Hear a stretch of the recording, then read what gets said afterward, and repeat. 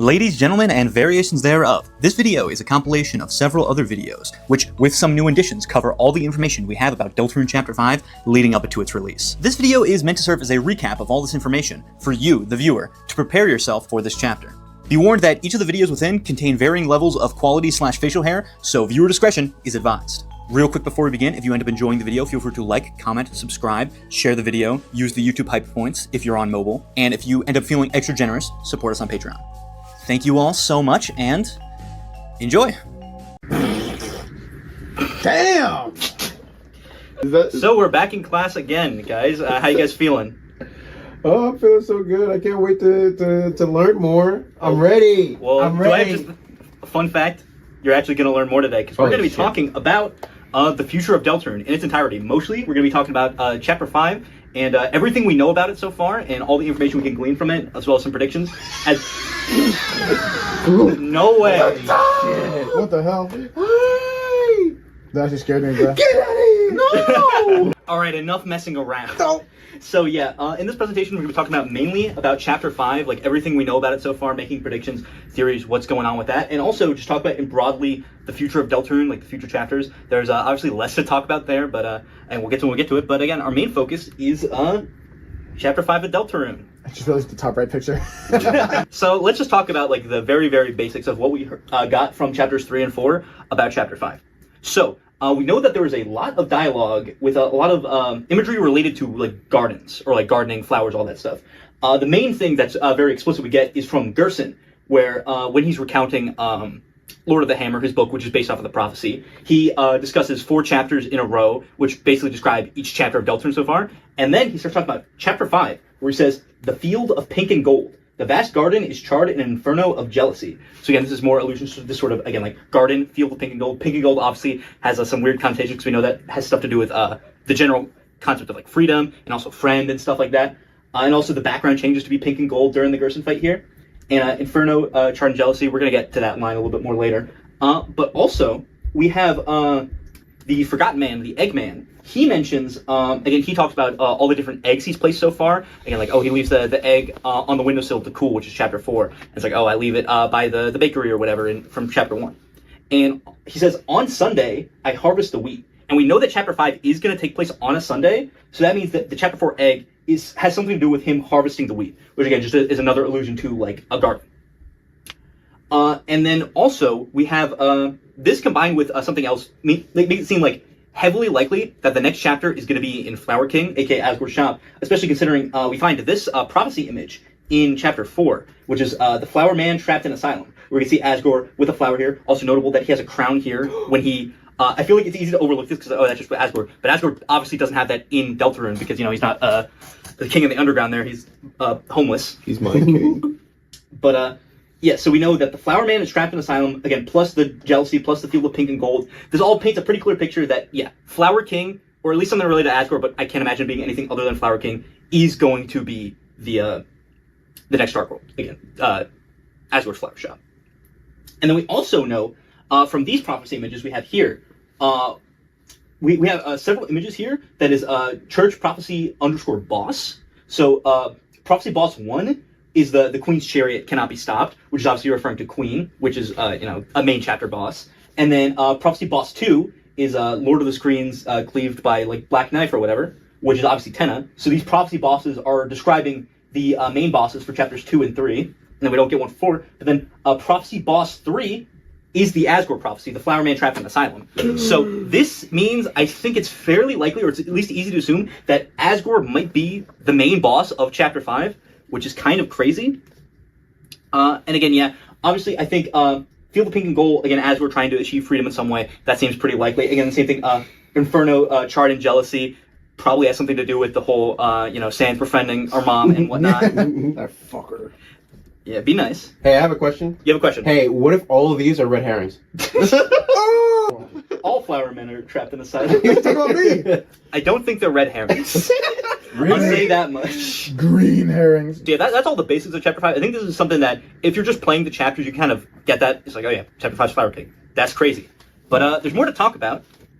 So this has less to do with Chapter 5 specifically, more so Asgore's motives and what's going on with him. Again, so this is Asgore and the Knight. Now, I think it is pretty safe to assume that Asgore is seemingly working with the Knight gang conspiracy people in some capacity, you know? The evil-ass fountain makers. Yeah, the evil-ass fountain makers. I guess we could... Okay, actually, because this dialogue is pretty easy to miss, we're just going to look at it real quick, go over it, because it's pretty important, because this is all the Asgore content we get in the next chapters. That is probably... It's here to set up the next chapter, since we know that Asgore's probably important. It's a red herring. Yeah. It's probably a red herring. It's a blue herring. So yeah, dum-de-dum-dum. This guy's foxy. Few cleaning up, sure, works up an appetite. Ah, yeah, what the hell? That's scary, bro. No, not now. I can't afford to take a break. That's like scary, bro. I don't know why it's doing. Is it the HDMI? Now more than ever, I need to concentrate. To settle this once and for all. I've got to look again. Okay, so that was... Oh my god, every step. Dude, this is awesome. Yo, that's too scary, bro. I typed Gasser onto the keyboard. Okay, so that dialogue is, I feel like, pretty easy to spot as long as you're looking around. But this one, I think we actually missed on our first playthrough. So let's go through this dialogue. We're almost there, aren't we, old friend? This time for sure, Tori will finally see what really happened. That I just wanted to protect everyone. Maybe write notes. And this time, she'll have to believe me. They all will. We'll all be a happy family again, won't we? It sure is beautiful, isn't it? This black shard. Oh my god. And I think that's pretty much everything we need to see here. So yeah, that's the whole scene. Let's break some of that down. Okay, so him looking at the corkboard in Carol's room, alongside him having... It's not here, but he has his own corkboard. We know that's in the basement of Flower King. Means that he's likely at least in on the conspiracy in some way. Maybe more on his own compared to working with like Carol and the Knight specifically. Because it seems like he's kind of being led on a little bit. Like he knows some stuff, but he's not like fully in on it. He's not in the group chat. I think also he's seemingly looking in on his own with like his own like corkboard and stuff like that. It seems pretty likely that he's aware of Darkworld, considering he knows Black Shard. He seems to know what happened about some nebulous thing. Probably Des. He either has a shadow crystal or a black shard. Again, he says, look at that black shard, which I know a lot of people assumed to be a shadow crystal when we first saw it. But now that we know that the weapon that is cut off of the black knife, the knight's weapon, is called the black shard, I think it's more likely he's looking like at that, opposed to the shadow crystal, which we know are pretty much completely like opaque, like you can't see it. Mm-hmm. Or, I've seen this also posited, which I think does kind of make sense, is that the black shard he's referring to is he's looking at Carol's katana, and referring to that as the black shard, since it's we see here, it's a black sword. And again, Asgore says in the bathroom, like, oh, I need to go look at it again. And then it goes into this room and is talking about, oh, how beautiful the black shard. So I think maybe that's the black shard. I'm not entirely sure, though. Seemingly, this has more allusions to whatever's going on with Asgore that, got him taken off the force. Like, what got him taken off the force, like, what got him divorced with Torio. And I think this all kind of culminates together. Like, what happened with Des is whatever this thing Asgore's referring to is like, oh, I'll make them all see what really happened. And again, that's potentially why he's making a Dark World in the next chapter, assumedly in Flower King, is he's going to make them all see what really happened. Again, probably about Des. And we also know that Asgore, after leaving the holiday house, says that he's expecting record sales at his store because of the festival that we know is happening the same day. So maybe the plan is what he means by record sales, is that he's going to make a Dark World in Flower King, and then that way it's going to lure as many people into the Dark World as possible, so we can prove like, hey, look, this is real. And like this has something to do with whatever happened to Des. And I think also, again, real quick, going back to Black Shard, I think it's also possible that maybe Asgore interacted with it and fought the Knight, and that's how he has his own Black Shard, maybe.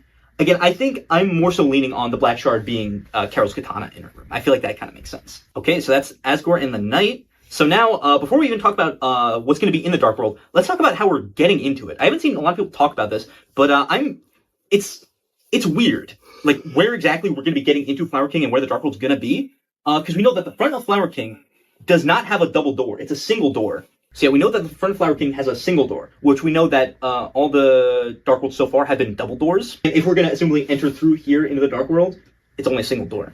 And okay, the next thing I want to bring up is I want you guys to look real close at these stairs here. And I want to ask you, are these stairs going up or down?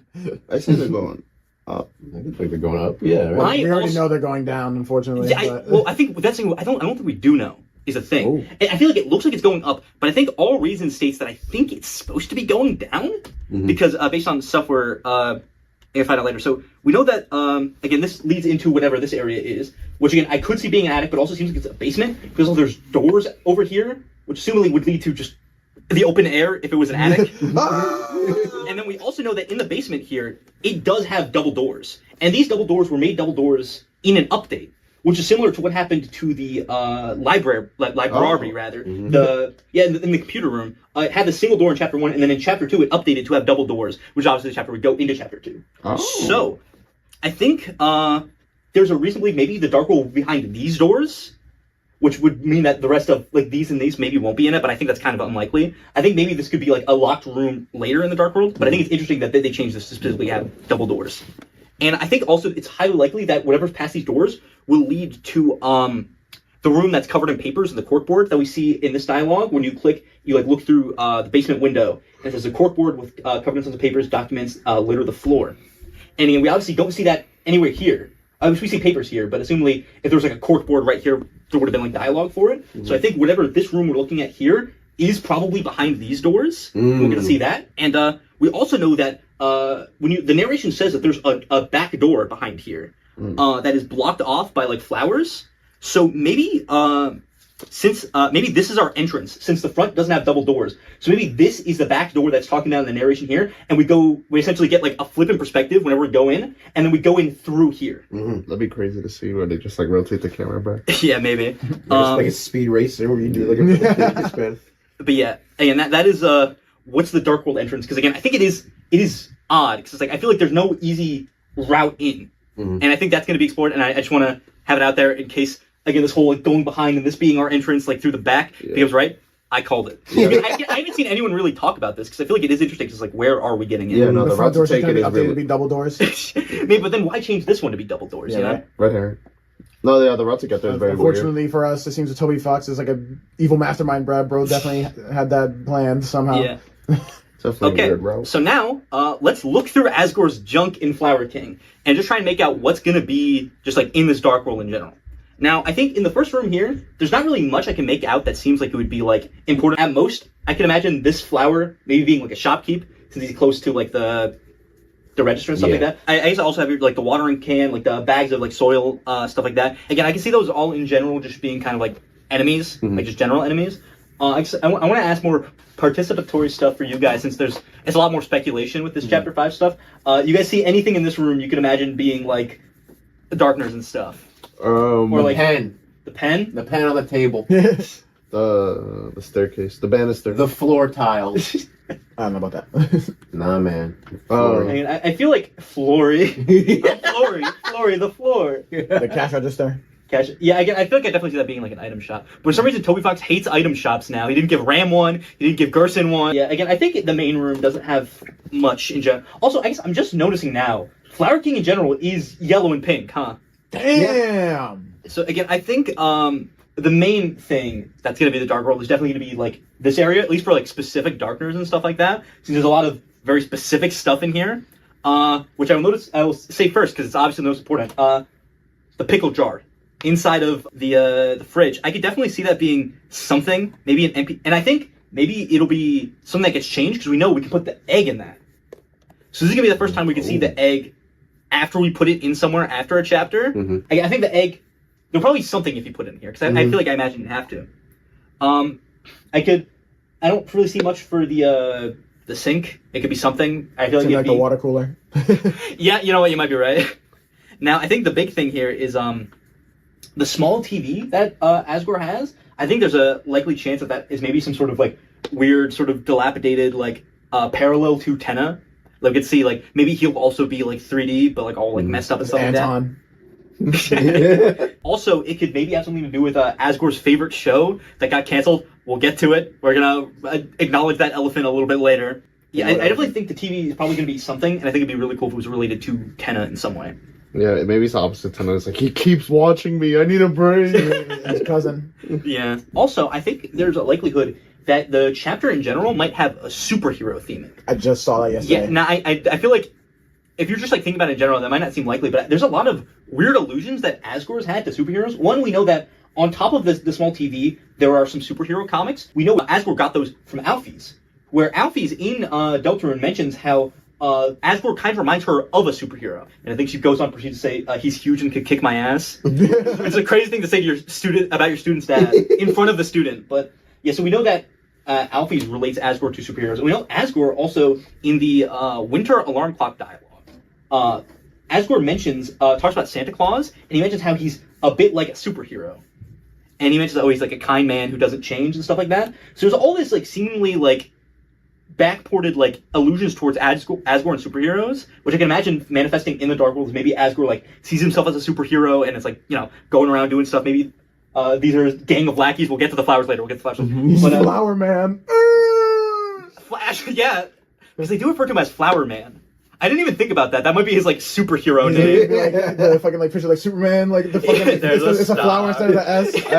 I just saw the YouTube. It's like day 28. Superman's coming to school. The next day, humiliation. Yeah, I think that is. Anthony, if you're right, you're gonna have to draw that like Asgore, like the feet of the shit. For sure. Again, I'm definitely not the first person to see this. I've seen it like on Twitter sometimes, but I feel like it's one that in general most people don't really know about. And I wouldn't say it's super likely, but it's something that I think would be really, really cool. Yeah, I feel like Toby Fox doesn't choose like specific words for random reasons. Yeah. Like somehow the most smallest things have like come back to bite in the ass like so hard. Yeah, and I think especially because of it seems that this sort of superhero analogy with Asgore is something that he's been pushing again with this, and also just stuff outside of Deltarune. So I think that is likely. I think the only thing that contrasts with that, I imagine it probably having a very sort of like fantasy kingdom aesthetic, considering that we know Asgore's going to have the crown and it's Flower King.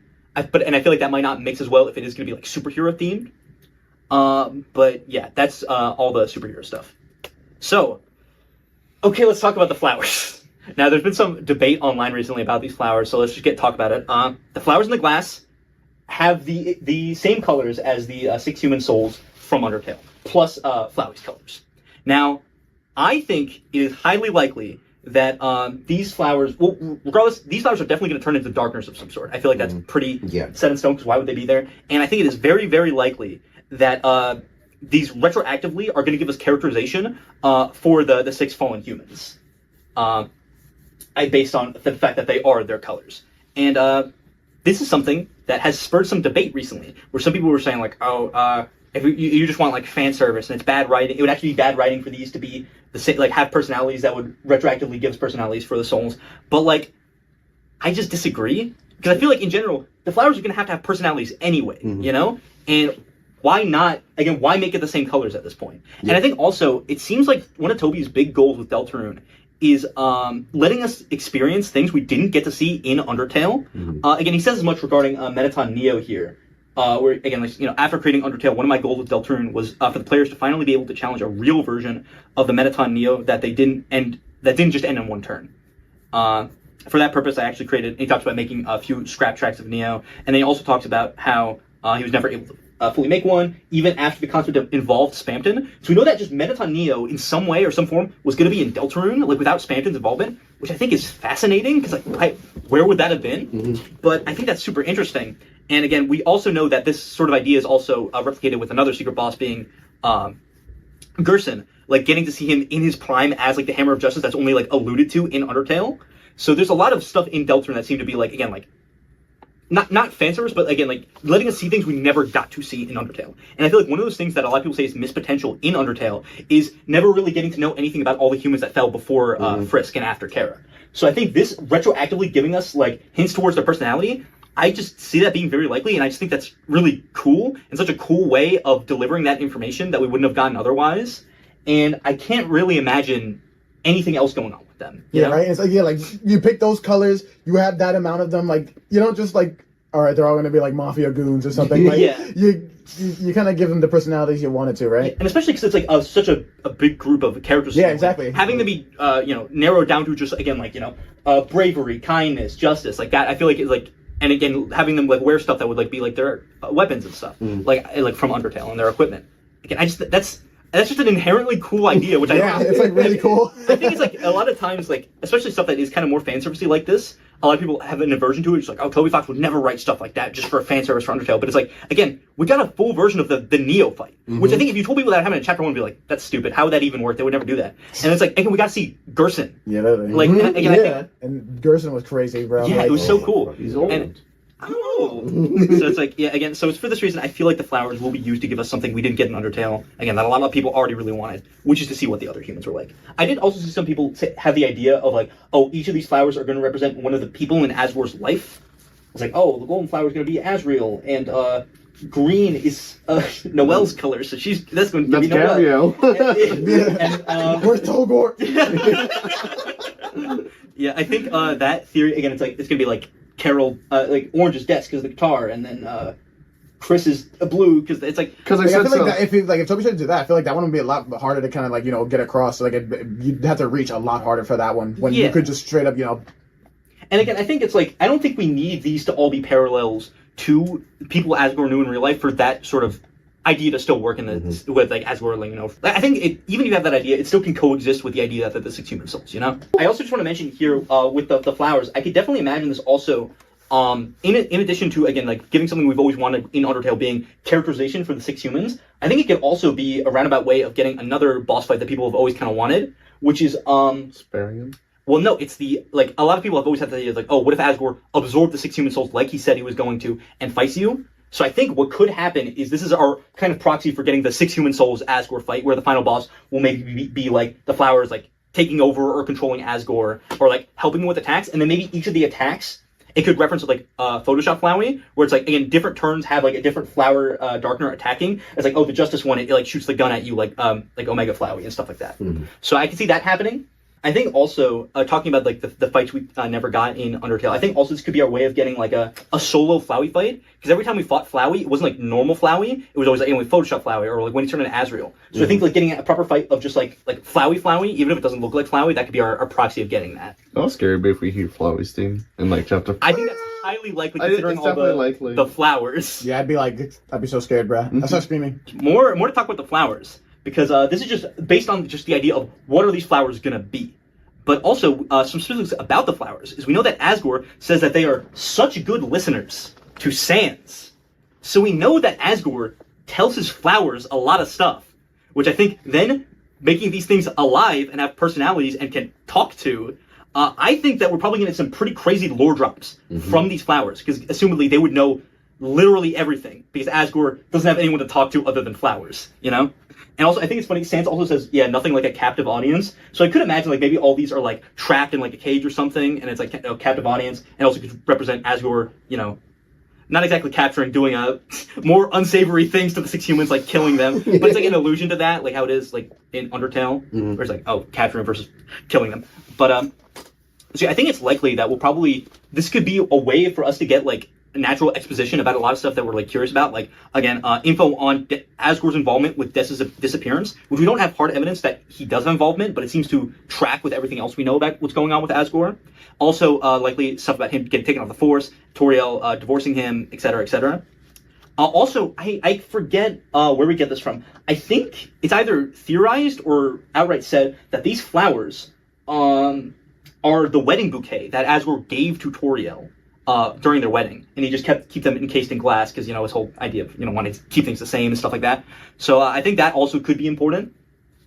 I also like the idea that again getting lore drops through here, maybe through them we'll get the backstory of Chris getting adopted by the Dreamers.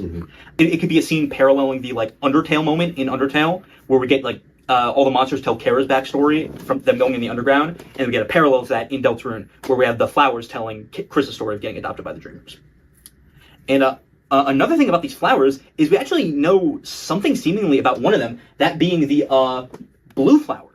Because from Miss Mizzle, like the water cooler fight, I forget which option you pick.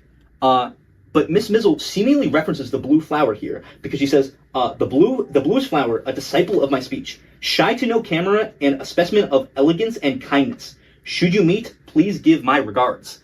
So this is assumedly some sort of established like characterization of like the blue flower whenever we're going to meet them, which I think is interesting because again it does seem we know that the blue flower Integrity was like a ballet dancer, like they had the tutu and the ballet shoes, which I think that also tracked the elegance, kindness, shy to no camera, stuff like that. So that tracks with the characterization of this being one of the humans that fell, like the characterization. I think the only thing that throws wrench to this is they specifically mention kindness as something about the Integrity soul, but we know that kindness is this one. The green soul is the kindness soul, and this is integrity. So I feel like it's weird specifically using that phrasing But again, I think the rest of this does kind of describe what we can assume of the blue human, except for the fact that they likely killed monsters because their tutu is dusty. So the green flowers actually just smells like shit. We don't talk to that guy. He stinks. Yeah. And then one more thing about this flower stuff. So in an old tweet, Toby Fox made, I think this was in 2020. So this is before even chapter 2, I think. There was this shirt. I don't know if you guys can see it. The shirt of Ralsei being covered in like flowers and stuff that was on the Fangamer store. And then Toby Fox tweets, Ralsei's shirt. He's always getting mixed up with flowers, isn't he? Parentheses, that hasn't happened yet. So I think, why did he say that? He hasn't gotten mixed up with flowers so far. So I think it is likely that maybe Ralsei is going to get mixed up with one of the flower darkeners that maybe like looks like him. I think in particular, if it's going to be one of them, I think it's likely the Flowey one. Yeah, it's like considering that we know that Ralsei and Flowey already are parallel each other a lot. So you can imagine this specific flower, probably because it's Flowey, is going to look a lot like Azrael, and then by proxy look a lot like Ralsei. So I know there's ideas popping up. It's like, oh, what if like he enters your party and pretends like he's Ralsei, or then Ralsei's captured as like the Golden Prince or whatever, and then obviously then Asgore thinks that this person is Ralsei, this, that, other thing. But I think that is probably what the mixing up of flowers is, or just in general, maybe it's like to try and get into places they dress Ralsei up like one of the flower people to just like that. But I think there's no way that this tweet isn't referencing something that happened in chapter 5. So yeah, that's all with the flowers. Oh yeah, this was so I forgot. There aren't as many jokes in this presentation as compared to some of the other ones. So I have a little Cocomelon break. We're gonna watch a funny video to satiate the gray matter in our brain. Better be funny. I was gonna start crying. I hate my fucking boss and I hate my fucking job. I hate my dumb ex-wife and her stupid boyfriend child. I hate all other countries and I hate when people talk. What about being home alone and jerking off? I love Asgore. Okay, so that's our Intermission. a little intermission. That shit was funny, bro. I love jerking.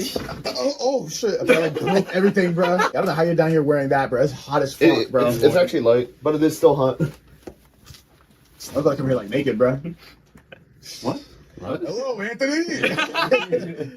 There's a star, man. Okay, so moving on from Flower King specifically a little bit and talking about general chapter 5 stuff, we know that the festival is definitely happening the day after chapter 4. There's multiple dialogues saying this, but we know explicitly Rudy says, that's right, the festival tomorrow, told Noelle I'd go support her, yada, yada, yada. So we know that, again, the festival is happening the day after chapter 4, which means it is very likely that it occurs during chapter 5. Maybe there's a chance to say, oh, chapter 5 is just Flower King, and then it isn't a chapter 6 thing, but I think chapter 5 seems pretty likely for the festival. Yeah, but in like the video when we were like speculating into things in the future, like I think I don't remember if it was me or you that said it, but it was like, it's a festival. It'll probably last for a long amount of time. So like you probably go in Flower King daytime, and then you come out and the festival's still going because it's a festival. Yeah, I definitely agree with that. I think it's definitely going to be some sort of Light World segment. Like we got a big Light World segment in chapter 4. Mm-hmm. Probably either before or after Flower King, there'll probably be a big festival segment, which I think it makes more sense afterwards, but we'll get to that. They're probably going to, let's say the knight does show up in, the Dark World or something, and they leave the Dark World. They're probably at the festival, and we'll probably pass by them. It is the hot dog stand? Yeah, we'll never know. My cousin Rory Knight.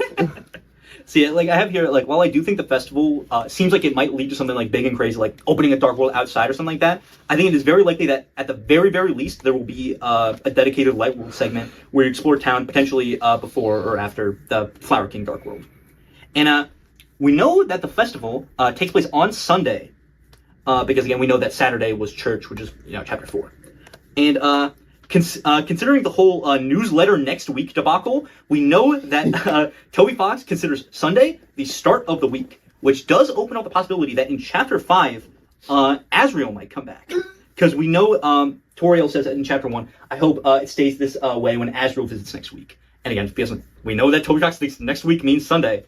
This is the earliest we could possibly see Azrael, and I think it is likely that maybe Azrael is coming back in town specifically for the festival. I think that tracks. Also, and this is also potentially corroborated by Asgore, who has this whole thing talking, again, where he says, he's going to have record sales, and he said, he's going to have enough money to where he'll be ready to serve my own snack platter to you and Azzy. Now, it is kind of vague here whether or not he's talking about specifically tomorrow or just in general will be able to do a snack platter, but the way he says it makes it seem like Azrael is going to show up at the same time as the festival. And then more importantly than all this, Jackenstein might be there. Because we know that Jackenstein says he's banished to the Dark Zone, which is the closet, only to appear on festival night. So I think likely Jackenstein will be out in the town, and I'll be very happy. You think we'll see Mediton?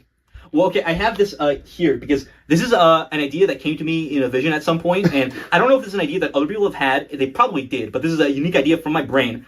I think what's going to happen is because we give Mettaton to Tenna, I think during the festival, Mettaton's going to walk around like this, essentially, with like the legs and arms, and the face is going to be Tenna. And that's how we get to see Mettaton like out and about during the festival. So I just want to get that out here. And then also, I don't have it on the thing here, but on this slide, we have the only things we know definitively are from Chapter 5 we've seen, which is this sprite of Burger Pants pointing.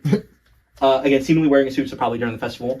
This reef. Actually, I don't know. We might see the reef actually above Town Hall. I need to check that. Mm-hmm. But again, this is probably also for the festival. And then this balloon, which I don't think I need to explain why the balloon might have something to do with the festival. But technically, these three sprites are the... Why is there a balloon at the festival? We'll cover that next class. It's a balloon. Balloon theory. Is it gonna be in? It looks like. And actually, the balloon is blue and yellow, which are the colors of sand. Sand is gonna be the secret boss of Chapter 5. What's it called? It looks like he ate too much cotton candy. He has pink on his chin. He had too much freedom. Burger Pants, no, Pizza Pants. Sorry, gotta get it right. Naming, bro. Asshole. Well, no, it's a cross-universe naming. Oh. You're so asshole for calling him that, bro. That's not Burger his name. Pizza Pants. Well, we don't know his name. See, his name's gonna be Rory. Yeah. My name, Rory Knight. My name is Pizza Pants Gaster.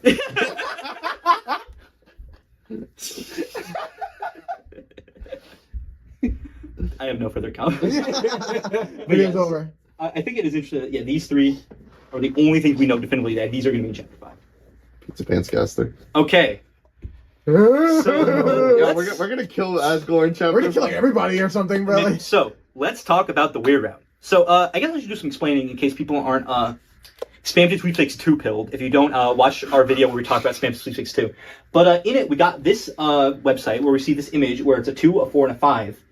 And we also got a bunch of other websites where it was, I think it was Deltarune / chapter 1, 2, 3, 4, 5. And they either had applicable or not applicable.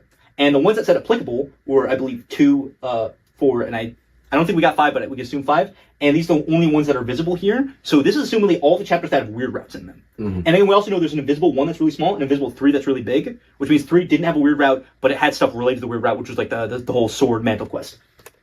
So that's just the basic information we have here. And then we know that, again, the numbers are different sizes. And we know that, again, 2 is big because it is the biggest that we've seen so far, which is because 2 is the one where we had the whole other route where we're killing people, we get a new boss fight at the end. And then 4 is relatively small because we got only, changes in dialogue and like a few extra cutscenes. I hated it. Yeah. I think it's interesting since 4 is so small and 5 is pretty big. Not as big as Chapter 2, but significantly bigger than 4. So that means Chapter 5 is going to probably have some pretty chunky Weird Route stuff. Also, real quick, I just want to mention, Weird Route also might end in Chapter 5 due to being the last one that's on the website. We only see up to 5, which is a whole other can of worms we're going to get to at the end where it's like, oh yeah, tobyfox doesn't want to acknowledge that 6 and 7 even exist. But again, if we take this at face value, it might mean the Weird Route might end in Chapter 5. And I feel like the main change in the Weird Route will probably be in the festival segment, which we know that we're going with Noelle for, where Carol calls at the end. She's like, oh, you're going to the festival tomorrow, aren't you? Noelle said she's really looking forward to seeing you. So we know that instead of Noelle going with Susie on the main route, Noelle's going with Chris, or us, on the Weird Route. Which I think is why Chapter 5 is bigger than 4, because I think it's going to be pretty much the entire whatever stuff going on in the festival is going to be completely changed by having Noelle there.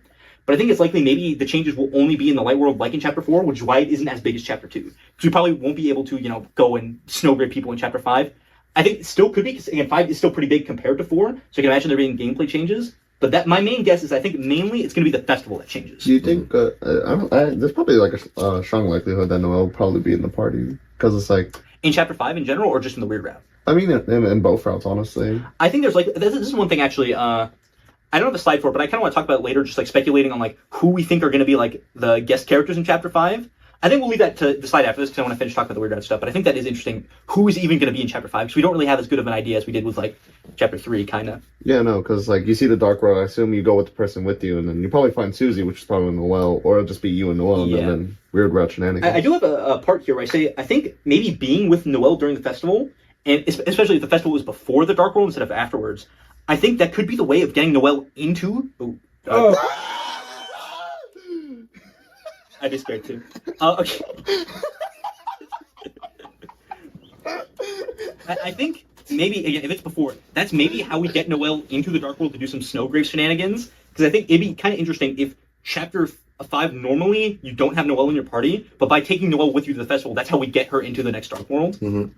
But yeah, that's just some predictions. And then also, we have one piece of music from Chapter 5, which is H.MP3. This is another thing that we got from clicking on 2, 4, and 5, and also 3, we all got little snippets of music. Where Chapter 2, we got the music that plays before you kill Birdley in the Weird Route. And then Chapter 3, we get a sound effect from the Mantle Quest, I think. I forget what we get for Chapter 4. So these are all, but it's all sound effects that are connected to the Weird Route. So assumedly, Chapter 5, and also Chapter 4 takes you to the Red Dot, which is obviously from the Weird Route of Chapter 4. So assumedly, whatever we get in Chapter 5 is going to be something related to the Weird Route in that chapter. So let's just listen to it real quick.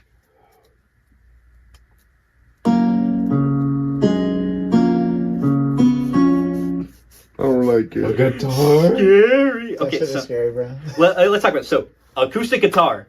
That I feel like means high likelihood some death shenanigans. I think that makes sense. But also, apparently, I'll pull. There's a good Reddit post about this. H.MP3 is apparently an acoustic remix of the Hometown song. This is scary. So, like, listen to that part, and then over here, I think sped up and messed with a bit. So,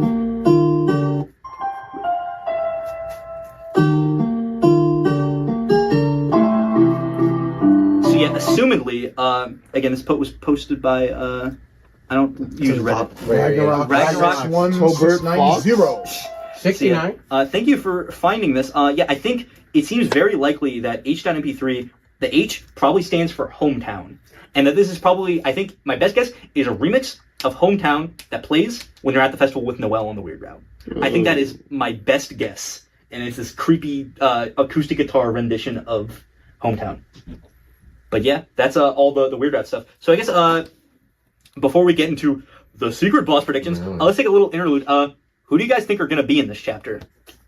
Because I think if Asgore's not in it, that would be pretty crazy. But I think, and I think it's going to be more than like how Toriel was in Chapter 3, but she didn't have as much to do. I have a very strong feeling Asgore's going to have a lot to do. He's like the center of this one. Yeah, and he's literally in the prophecy. Yeah, like I think Azrael's definitely gonna show up at the end. Azrael? Yeah, like I feel like that's a big thing to end the chapter on. Like it's either it's that. gonna be the end or for some reason the beginning. In the beginning, we're gonna be screaming within the He's first. just already in the house, like, hey, Hey, it's me, Azrael. I think also we'll talk about this more. I think there is definitely a chance that maybe Sans tags along for this one because we know that. Yeah. Because I can imagine. I know people have this horrible idea of what if Chapter 5 starts with Sans waking us up out of bed. Oh my god! Could you imagine? Like Your mom made us pancakes. Oh hell!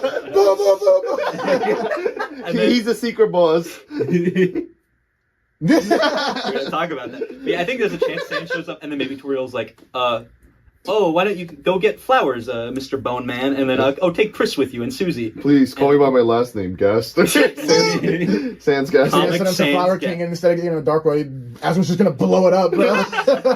Yeah, no. I think No Sans more could- Chapter 5. I think also with the comics thing, I think Alfie's could happen, but I feel like her getting a focus doesn't seem as much likely in this chapter because there's a lot of other people that could potentially be here. Yeah. I feel like we're gonna see everyone, but like I think it's just gonna be a loaded chapter with kind of everyone. But for the Dark World, Noelle is probably gonna be in that. Starwalker. Rudy's gonna be there. Yeah, I think wait, Starwalker's What if we like. get Rudy? I think Rudy could happen, but I imagine that in next chapter Rudy's going to be kind of bedridden because we know that Rudy seems to be kind of struggling after trying to go to Chapter 4, and he says like, "Oh, I gotta lock in for tomorrow for Noelle," which I think means that he's not going to be able to lock in tomorrow for Noelle, and I think that probably means that he's going to be more sick next chapter, if I had to guess, and not be able to do it, and then Noelle gets sad, and then makes a Dark World and becomes the angel, and Yasser shows up. no. And then friend looks at the screen and says, No, that's probably gonna say that dialogue when I was like, oh, I want to see my dad. And Chris like, nah, bro. No, you are going to kill people. but yeah, I think Noelle could definitely be in the chapter, but I think it's like, I was pretty confident Noelle was going to be in chapter 4, considering he was going to be in the church, and that didn't happen. So I feel like I think we're definitely getting Noelle in another chapter at some point. Mm-hmm. And I think 5, it could be it. But again, I think there's also a lot of other stuff that's going to be balanced in chapter 5, especially with like all the Asgore stuff. But yeah, I'm trying to think if there's anyone else that seems like they could be important. That could be it. What if Azrael joins the party? That'd be crazy. That'd be Bro, I'd like spray diarrhea all over the floor if that happened, bro. I'll put down like doggy pads, like this shit. You're gonna need like radioactive waste to get rid of it, bro. I think here's my take, right? And I feel like a lot of people are like, oh, like Toriel being in your party in chapter like 5, or like Caddy and Jockington and stuff like that. I think I kind of have the feeling I think the only additional party member we're getting is Noelle. And I think she's only in there because of the Weird Rat stuff and her being more important to the overall narrative. Mm-hmm. I kind of feel like it's unlikely we're getting anybody else in the party specifically. Unless it's maybe like some weird like flashback stuff where we see like Azrael and Des and Sham in the Dark World like years ago or whatever. Yeah, no, what's Chapter 0, bro. Yeah. I was gonna say like a little like idea because it's like what the 5 is like a bit bigger than 4 but not as big as 2. I think it's definitely gonna be one of those things where you're probably doing the Dark World stuff and maybe like the Weird Route and like Susie or Rousey is like, dude, what the fuck are you doing, bro? And then Susie turns around and then Megalovania's you and we could literally die next chapter. Then I feel like 5 is probably gonna like it's probably gonna be something like big, but like I feel like just it's smaller than 2 because obviously 2 was the start of the Weird Route. But I feel like 5 can still have some weird shit. very like significant, like even like gameplay segments. I was also seeing You just keep flipping to that tab. You really so want to excited. I was also seeing people say like what happens like if the website updates and it's like we start like zooming out in the page. Yeah, and, like, 7 is like just gigantic. Yeah, no, it was bro, like people were saying like all the numbers. It's like a gigantic 6 and it's in the middle of the 6, and it's like that would be crazy. Yeah, I wouldn't be surprised. Yeah. I feel like it would be weird also for it to end on 5. Like I think so, but I think it might be like an early end of the prophecy, you know? Yeah. Where it's like You kill everyone. I kind of imagine the Weird Route. It's gonna be like specific changes, but it's gonna end up in the same way that like the prophecy would end up, you know? Like it's gonna like course correct it back to itself, even if we're like breaking off. But yeah, that's all kind of just conjecture. But I think the Weird Route is very interesting. I'm excited to see what's gonna go on in this chapter. I'm not, bro. kill your father. I don't want. I hate Weird Route, bro. It makes me so sad. We gotta play for content. We did pay $25. We paid $25. You are going to kill people. Chris, relax. That was all you. Calm down, Chris. Chris, I can do that, but what the fuck? Yo, Chris, I can't believe we did that. Alright, we can't read hashtags. I can't believe you did. Alright, so let's talk about it. Secret boss predictions. So Gotta wear my glasses, bro. let's talk about this. So I think it is likely that Chapter 5 might be the final secret boss. Or at the very least, is the final one to give you a Kratos crystal. A shadow crystal. Considering Sham says that there are only 2 more shadow crystals after Chapter 3. Damn, I didn't even know that. What the hell? Yeah, it's now that you've got 3, only 2 more. We should have enough. And this is at the beginning of Chapter 4. So we know that either the last shadow crystal is Chapter 5, or whatever the last crystal we need to make something is from Chapter 5. I don't know if it'll be the last secret boss, but I think it definitely seems like the last one to give a shadow crystal. Yeah, probably that. And I'm just gonna get this out of the way. I don't think it's Asgore.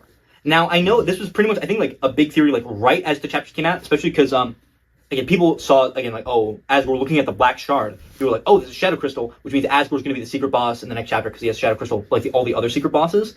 But again I think that's probably a misinterpretation because of people not widely knowing that the item that you get, the attack item after defeating the knight, is called the black shard, which is explicitly what Asgore says he's looking at is the black shard. So I don't think there's any reason to particularly think that Asgore has a shadow crystal just yet. I mean, it does seem like the Darkhold in general is going to have a lot to do with like freedom, considering it's the field of pink and gold and all that. So I think the general idea of freedom will be relevant with Asgore and what's going on with him, but I don't think he specifically will be whatever the secret boss is. Yeah, I think he'll be like the big like main one, but Which, not like I secret. think even then I was kind of hesitant about that idea because like I can't imagine in a world like even if Asgore thinks he's doing what's right or like wants to show everybody, where Asgore would willingly like attack like Chris and Susie. Yeah, Sorry, child of mine, you must die. Yeah, but I think must the prophecy boss thing does kind of be kind of it's like okay, I think it does kind of seem like so I don't think it's Asgore. I feel like that's not super likely because also it's like how could he be the secret boss if it's like he's like literally like in the prophecy and like seemingly probably going to be like the monarch of whatever the Flower King is. That must be crazy seeing like your dad and the pop's like, what the fuck? That's just my dad. What the hell? I think also, so this is a big thing that the main thing we're going to talk about, because I think it's kind of hard to make secret boss predictions. Like now that it's like the pattern we got flipped on its head it's so like, bad. Oh yeah, now the secret bosses are the knight, or if you want to consider like Shadow Mantra Holder, ERAM guy, and then Gerson. So it seems like the theme of it being like an item that's discarded is kind of thrown out the window a little bit. Again, and I think it's also just like looking at like Flower King. I don't think there's anything here that really reads super secret bossy, except for maybe one of the flowers, but I imagine them having a bigger role in the chapter. Mm-hmm. Maybe the pickle jar is often discarded and stuff. Or maybe just, again, something behind here that we haven't seen yet. I think that could also be it. But I think the only leads we have of the next secret boss is that Spamton mentions several elemental pairs in the Spamton Q&A, where he specifically mentions Puppet/Cat, which is his element, and then Dark/Star, which is the knight's element. Again, so assumedly, it seems like Spamton is telling us the elemental pairs of the secret bosses. And I'll just read what Spamton has to say here. He talks about, you want to know about cats? One of my favorite search engine. Fine, I'll give you some free tool tips and funny animations. Haven't you heard about elemental pairs? With a valuable item, you can defend against Puppet/Cat, or Thunder/Light, or Dark/Star. Just watch out for Bleep that use Death/Scythe. Never again. So this kind of gives us some room to work with when elemental pairs wise, because we know so far Thunder and Light and Death/Scythe has not been used yet. So I think let's talk about Thunder and Light first, because I think either of the two of these could potentially be what the next secret bosses like elements are. And so Thunder/Light is similar to an element that is already in the game. It's called Holy/Electric, but its only appearance is in the description of an item called the Sky Mantle. And I think it defends against Thunder/Light attacks. Which Sky Mantle, obviously the word mantle is a little loaded. Maybe this is some sort of counterpart to the Shadow Mantle. So I think it could be that Thunder/Light could be the elemental pair of the next secret boss, but I don't think there's really much more to base off of other than the fact that that might be the elemental pair. But I think there's more potential in Death/Scythe. Yeah, that one's like serious, bro. Yeah, which I think Death/Scythe, bro. Initially, and this is what I personally believe when we first saw it, is that this is probably referring to Jevil, especially since Spam says never again, because we know that they played a game or fought or something in the past. But Jevil is the Chaos/Chaos element. So he has, and it's also elemental pairs. It's like usually it's like they'll have one of the two, where it's like Thunder/Light is the element, but then a certain enemy will only have Thunder, you know. And then you have Slash, and then another element where it's like let's take Taskmaster for example. She's the cat element, which means she's also elemental pair of the puppet element, but she's specifically using cat, and there's also the element order. But the thing is, Spamton, it's not like, oh, he's Chaos plus Scythe or whatever. It's just Chaos and Chaos, two different versions of them. So I think it seems likely that Death/Scythe is open to being the secret boss of Chapter 5. And I think that is notable considering that scythes are a gardening tool. It's not traditionally a weapon, and it's a tool for harvesting crops. No, he's kind of goofy with that. So I think it seems likely that this could be in this chapter, since harvesting crops, like taking care of a garden, that would make sense in a garden Dark World. And so fitting with theme. All right, let's talk about it. Is Friend gonna be the Chapter 5 secret boss? Who's Friend? Yo, I would leave. I'd be so scared, bro. Wait. We're gonna talk about more about Friend in the next video, so just bear with me with the essentials of this. So, why you guys dinglings hanging out? Yo, he does! Yo, he got that shit swinging like a grandfather clock! Moving like crazy frog, bro. Oh my god! 4 of them. Damn. Notice that shit. All right, let's stop looking at Friend's crotch. And I can't. It's calling my name. That's a dog, dude. It's Cat. This guy's so dumb, bro. I was checking. This guy's so dumb, bro. Okay. So we don't need to know too much about Friend, other than the basics you probably already maybe know. Please watch our video next one. Okay. So considering the fact that it is the field of pink and gold, I think maybe Friend like lures Asgore into doing whatever like the Dark World, or like making the Dark World in a similar way that Friend assumedly is whatever the tail of hat that the tail of hell that takes crawl and lost where the forest would grow. The children followed the pointed tail. The pointed tail is probably connected to Friend since it's a cat and lured Des into the bunker and got her gassed or whatever. And just the broad strokes of whatever Friend is. If you don't know anything about Friend, this probably sounds like nonsense to you, but just bear with me. So I think, and yet also if we assume that Friend maybe has something to do with Spamton, considering the eyes and stuff like that, maybe Friend was the one talking to Spamton that made him go crazy, yada yada. I think it's interesting because I think Wandy Doodles on Twitter, like the #1 Friend poster, big shouts out to you. They mentioned that there's a lot of parallels potentially between Spamton and Asgore, particularly with them being kind of broken, hopeless, like homeless, like desperate for like a way out of the situation. They're both divorced.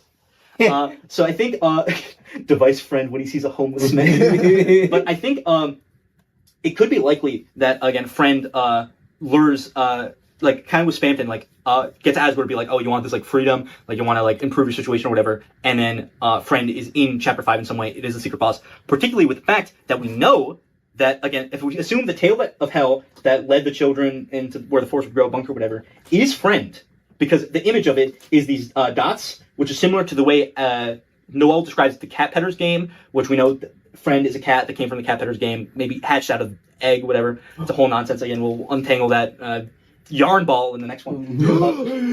If we know, there's an image of what the point at the end of the tail looks like in the files, and it's just kind of like a normal like, triangle point, but that wasn't obviously used in the game yet. We could probably assume it does look like that, but I'm thinking, if Friend has a pointed tail, what if Friend's pointed tail is a scythe? And then Friend is assumedly death/scythe. Oh, the thing is, I think he would also probably cat element, so maybe he's like cat/scythe. Yeah. He's just built different. But I think that seems kind of likely to me. I think that could happen, and I think that would also just be pretty cool. And I think, but I feel like it almost feels like Friend is too endgame to be in this one. But again, we fought a Titan in chapter 4. And we So fought kinda- Knight. Yeah, Lily, right? Like, so it's Yeah. like, well, So- anybody can show with this So it's one, like, bro. if Friend is the secret boss of chapter 5, it's like, at this point, I'm like, sure, why not? Okay. Okay, And then, I'm sure they probably anymore. wouldn't kill them either. So they probably escape or something. yeah, probably. Especially if Friend has more important stuff to do, like, later on. I still remember in chapter 2 when we saw like Friend for the first time, we're like, oh, that was scary. Anyway, Yeah. little did I know. Retroactively, I am so glad I included that slide about Friend in the first presentation, because I remember at the end of it, I was talking about like, oh, like Des and Mike and Gasper, those are all going to be important later, and I included the Friend slide because I think he's funny, and because that was pretty much the only reason I didn't think it was going to be as important, and then we got the Spanish music stuff, and I was like, oh, Friend's going to be really important, and then we got the chapter 3 and 4 stuff. I was like, oh, Friend might be the final boss of Deltarune. Like we don't even know at this point. Yeah, but like just like Friend showing up during like the Shadow Quest, the Sword Route stuff. Yeah. There, like that shit was. Or just great. at the beginning of chapter 3. Yeah, that too. It was Yeah, like bro. literally first 10 minutes and we're screaming, bro. Yeah, bruh. Okay, and so last year on the secret boss prediction stuff, I have Sans. Holy With a bunch of I don't know. He's Pirates, Dirty Brother's brother, and Princel's brother. So, Baby Bones, the older brother. So there is a big subsect of people who are really rallying behind the idea of Sans being the secret boss of chapter 5, They just want to kick his ass. and I kind of really like this idea, to be honest. I think it could be honest because it plays into the whole theme of again like the Inferno of Jealousy thing, which like that is mainly directed towards Sans, and again Sans being having a shadow crystal, I think that could probably like track if him getting one, especially if it has something to do with Gaster. And again, I think this also pretty much comes tagged along with the idea that we're gonna get a Ralsei exclusive. That's actual spoilers. Sorry. Bro, it was like pants drop for that one. That scared me. So this is often associated with the idea that Ralsei is gonna have his own solo fight similar to Suzy. Because there's a lot of similarities you can draw between Ralsei and Sans, if there's whole sort of like masking stuff behind a smile and stuff like that. And it's a lot of the idea is kind of that maybe Sans teaches Ralsei to kind of like stand up for himself and not like kind of be walked over and stuff like that. There's more to this that you probably find plenty of Reddit or Twitter thread talking about like the potential of Sans being a secret boss. And I think at the very least, I think if Sans is there, I think we might get some sort of fight with him, even if it's not a secret boss.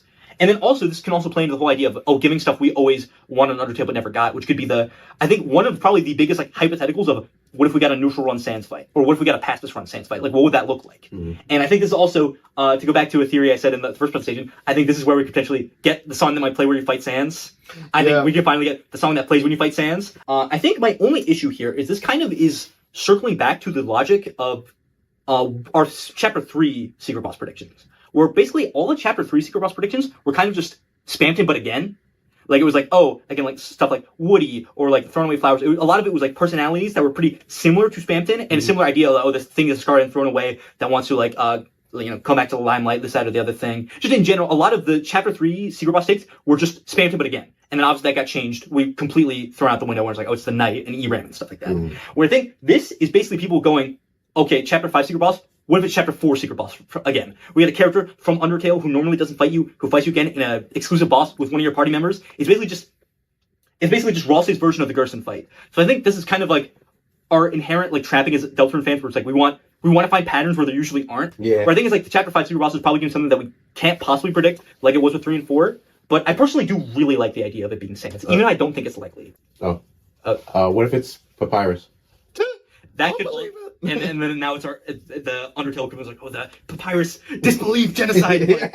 I'm not falling for that shit. I think it's like maybe, and I could see Papyrus maybe being in this Dark World, but I think my only hesitation with that is it's just basically like, if you're gonna make a Papyrus, why not just make it Sans? Because Sans actually has stuff to do with Asgore and all the other stuff going on in the story, where Papyrus doesn't. But that's my only hiccup with it. No, you got it. You go first. Okay. What's it called? I think it'll be fun with Ralsei and Sans, because since Ralsei is like very gullible and like kind of innocent, it'll be funny where like Sans tries like starts fucking around and Ralsei's like, oh, okay. And everyone's kind of like annoyed with this, like, what's the problem? So I think it'd be a fun interaction between the two. I think honestly where most of the hype comes from is just the idea of Sans and Ralsei interacting. I think there's a lot you can do with that. I mean, especially I think there's been just a lot of like mock-ups, like, oh, what the dialogue could be. But yeah, and then I think one more. I think there's another Deltarune channel who posed this idea recently. I don't want to be like stealing any ideas, where I saw someone bring this up, and I think that like it tracks a similar way where I'm talking a lot about like, oh, paying off stuff we never got to see in Undertale. Where I'll put the video on screen or whatever in the channel. I am blanking on the name, but they were like, what if the secret boss is Alphys? Because we know that Alphys, probably the comic book stuff and relation to Asgore and stuff like that. Maybe she goes in the Dark World, and then this is again, the parallel is again the one character that we actually did never get the fight in Undertale is Alphys. Like we only fought like Mettaton, and like we never got a direct fight with Alphys. So maybe this is the way we get it. The only thing is, I feel like I have a harder time buying that specifically because I think it's kind of a stretch Alphys being in the Dark World in general. And I think, two, I can't imagine Alphys, like, fighting, like, Chris and Susie, especially because, they're students.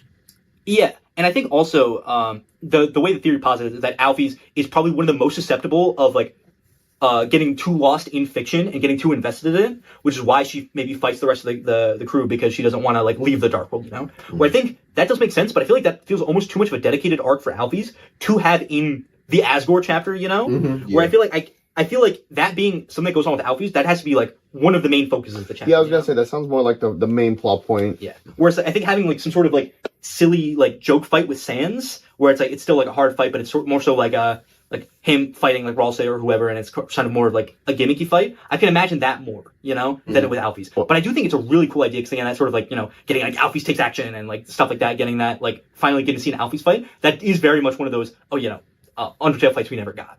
What if in like Chapter 5, like you go to Flower King, but it's like just like before like a Dark World is open, and there's just some customer in there we've never seen before, and just like, who the fuck is that guy? Then you keep seeing him throughout the Dark World, and at the very end it's like, what's your name? Oh, it's Papyrus. What? It could happen. You never know. Rory Knight. Rory Knight. No. Do you guys have anything else to say about secret bosses? No. So there's one secret boss idea that I have yet to talk about yet. And he gets his own dedicated slide. Oh my god. Let's talk about Woody Theory 2. Yes. So, oh god, I'm finally talking about Woody Theory. So I wanted to mention this because this is funny. I've basically been dodging Woody Theory every single presentation we do. Like, we never ended up actually talking about it before Chapter 3 and 4. So I kind of resigned myself to being like, well, I guess we're never going to actually talk about Woody Theory.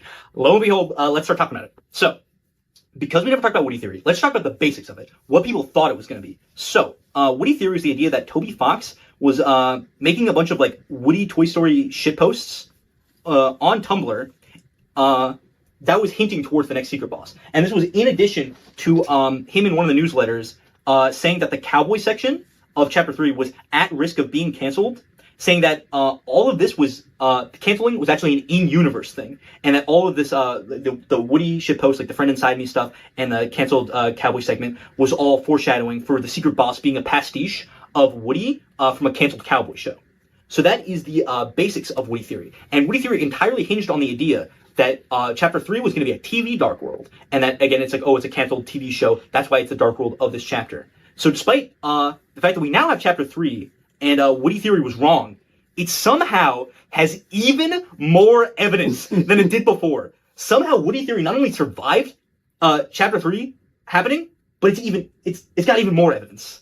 It's stupid. So let's talk about this. Tenna makes explicit mention in this scene where you go to the game board before you start one of the boards, where he makes explicit mention of the cowboy show Asgore used to watch with Chris. He makes explicit mention that we still have that cowboy program, the one that your dad likes, Asgore.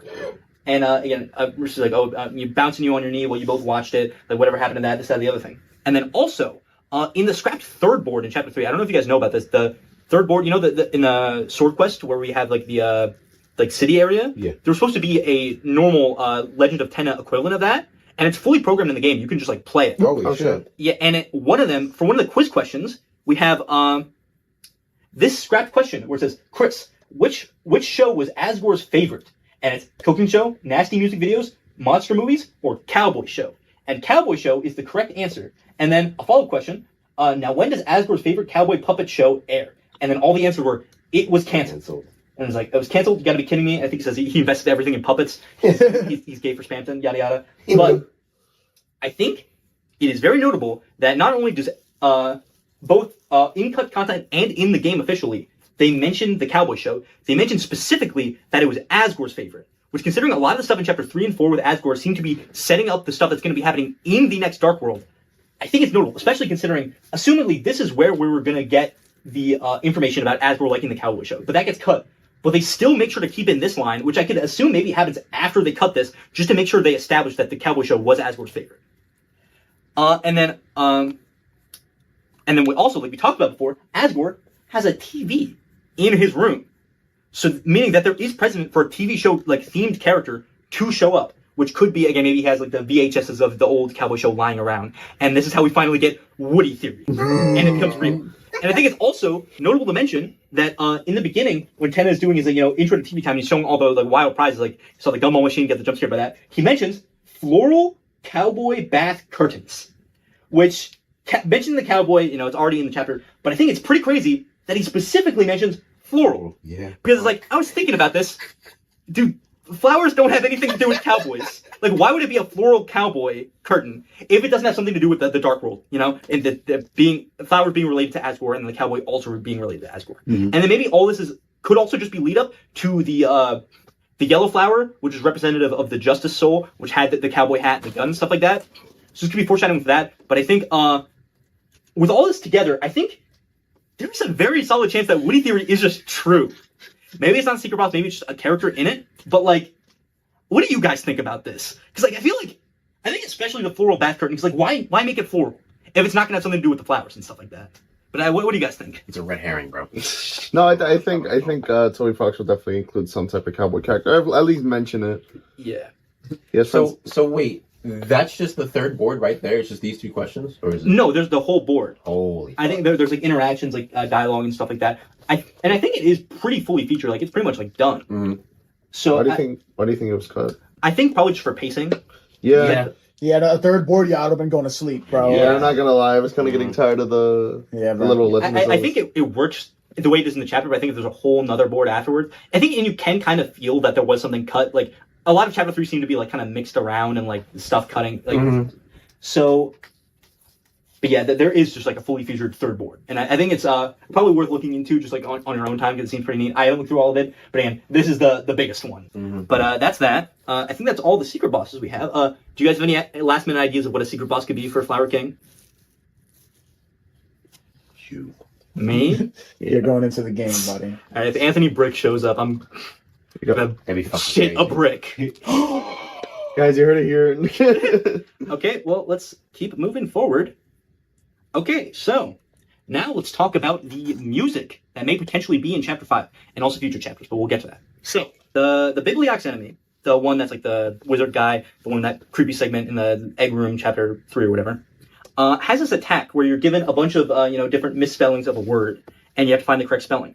And all of these names so far are songs in the soundtrack where we have like all of the options are here, and we have gallery, which plays in chapter 1 when you're about to fight King, like in front of the fountain. I think when he's grabbing Lancer. We have flashback, which obviously played in chapter 2 whenever you're doing the weird route stuff with Noelle, like in the light world.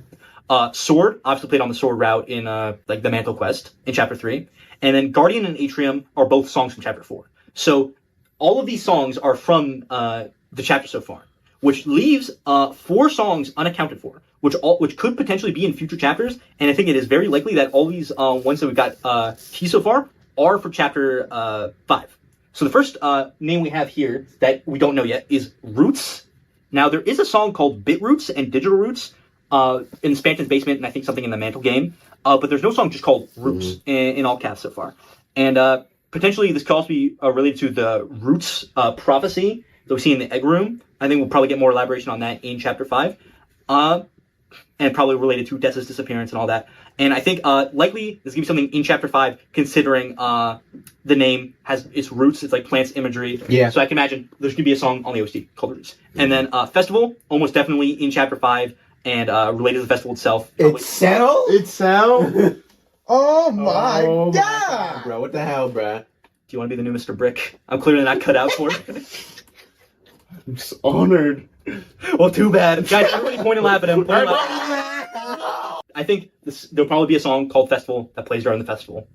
I think probably my hottest take of the video so far. You're You're stupid, bro. fucking stupid, bro. Okay, Where'd you say song that? called Synthesis. More plant imagery. Probably a song in chapter 5. Mhm. And then the last one here that's a little bit harder to pin down is there's a song called Amphitheater. I remember I think I saw like a Reddit post or something, or it was like Twitter, being like, oh, Amphitheater, this is a name that we don't know. What if that's the name of the Forgotten Man? And I think that's because people didn't know an amphitheater is just a real thing. Yeah. It's this. Yeah. Yeah. It's, That looks like they've been made by like an actual like 10-year-old or something. There's no way. So I think an amphitheater is like this. It's like a big like theater, and in the middle, it's like I forget. It's some like black magic or whatever, where like it's able to amplify like the voice without like a microphone or whatever. Yeah. It's really cool actually. But so maybe I think there's maybe a theater like an amphitheater in hometown for like a festival or something for the festival. Yeah. I think also maybe there's one in the Dark World, and he gives like a speech at one. Yeah, I was gonna say there might be just be an amphitheater in like the Flower King Dark World. yeah If he is a king. yeah exactly. Yeah, That's what I was that does fucking make thinking. sense. And then also maybe this could have something to do with like gallery, because also we know that gallery is like it's both gallery like a gallery is obviously like you're looking at pictures and stuff like that, but also there's an alternate definition of gallery, which I think is like like essentially nosebleed seats in like a theater. Yeah. I think that's called like gallery. Like where the Muppets stand up and they the old guys like say mean things. Yeah. Kojima, there's Kojima, look. The thing they said about Final Fantasy made me laugh so hard, bro. Yeah. But yeah, I think that's my best guess for Amphitheater. I still think probably Chapter 5, especially since TobyFox doesn't want to acknowledge Chapter 6 and 7 exist. And then we also know definitively Chapter 5 will have H.MP3, which is the acoustic guitar Weird Route Hometown remix. So that's just another song we know for Chapter 5. And I figured we'd just go through this because if we're talking about Chapter 5, this is stuff we definitively know will be in Chapter 5. Yeah. Like we will have songs that have these names. And then this is not specifically for Chapter 5, but we know sometime in the future, if we're talking about future music, there is an unused Lost Girl arrangement. So let's take a listen to this real quick. It's on Oh, censor, bro. Grok. TobyFox made this tweet when he was first, like, this is the first time we saw Noelle's Dark World design, actually. And it was a tweet in 2019, so it's for Chapter 2, and it's called Lost Girl Noelle. And this Of course, bro. It's always like the 2019. Yeah, bro. And it's just like the normal Lost Girl arrangement that we heard in Chapter 2. And then TobyFox, of course, that's not the only version of the song. Lots and lots of things happen. I just hope you can be friends with everybody someday. And then we hear this arrangement of Lost Girl.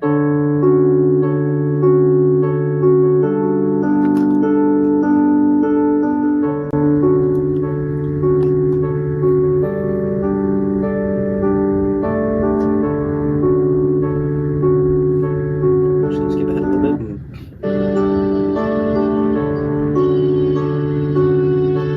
I think in the background here, if I'm not mistaken, you can hear part of Susie's theme, like in the upper section, whatever.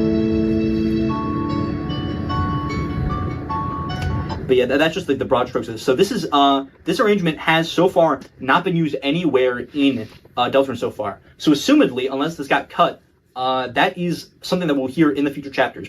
I think it could happen in Chapter 5. Maybe, especially if that is Susie's theme, maybe this is the music that plays during Noelle and Susie's date on the main path. I can think that could definitely happen. But that's just another confirmed song for Deltarune that we'll probably hear. And then the last one we hear is have Last Prophecy and 7-4. Now, these are songs in Chris's piano medley that are not related to any songs we've heard so far. Well, it kind of is, but we'll get to this. So basically, as you guys all probably remember, Chris has this medley of it's 7 minutes worth, or 8 minutes, of different songs they can play on the piano. And they have it here, so we have like the Lancer Waltz, which is just like a piano version of like Lancer's theme, quiz song, like from Chapter 3. And all of these have equivalents to songs in the game so far, except for 2. And I'm going to, well, again, there's a bit of an asterisk there. But the one that we have no association for so far is 7-4. So let's listen to this.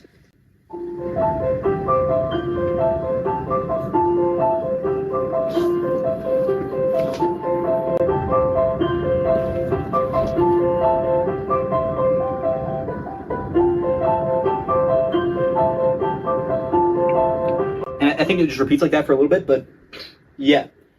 This is a song, and this has no like motivic identity anywhere else in Deltarune so far. So this is assumedly a just completely new song that we'll probably hear in the future, considering all the rest of the songs are songs you've heard so far. Yeah. What the song is, I have no idea. I've heard some people. The Shelter theme. It sounds a little too happy for that. I can imagine the real version's not going to sound like that. Yeah. So it'll be like evil. I think just based on how cheery it is, I can imagine it being something for the festival. Also, I don't know what the name 7-4 could really mean. 4, that's his number on her jersey. Now, her number is 100% going to be like 25. You know that. I saw people say maybe this is like Chris's theme. Like if we ever hear like a theme for Chris down the road, I can see that happening. It does also still sound a little too happy for Chris, but you know, them's the breaks. But then also we have a song called Last Prophecy. Uh-oh. So I'm just going to talk over this one. So the thing I said, these two songs have no connection to other songs compared to the other ones, which isn't true for this. This is technically, it turns into a remix of, it'll play in a second, but of Castletown. It is a remix of that, but I think there's reason to believe that this isn't specifically supposed to be the Castletown, just the version of Castletown for Chris's medley, considering the fact it's called Last Prophecy.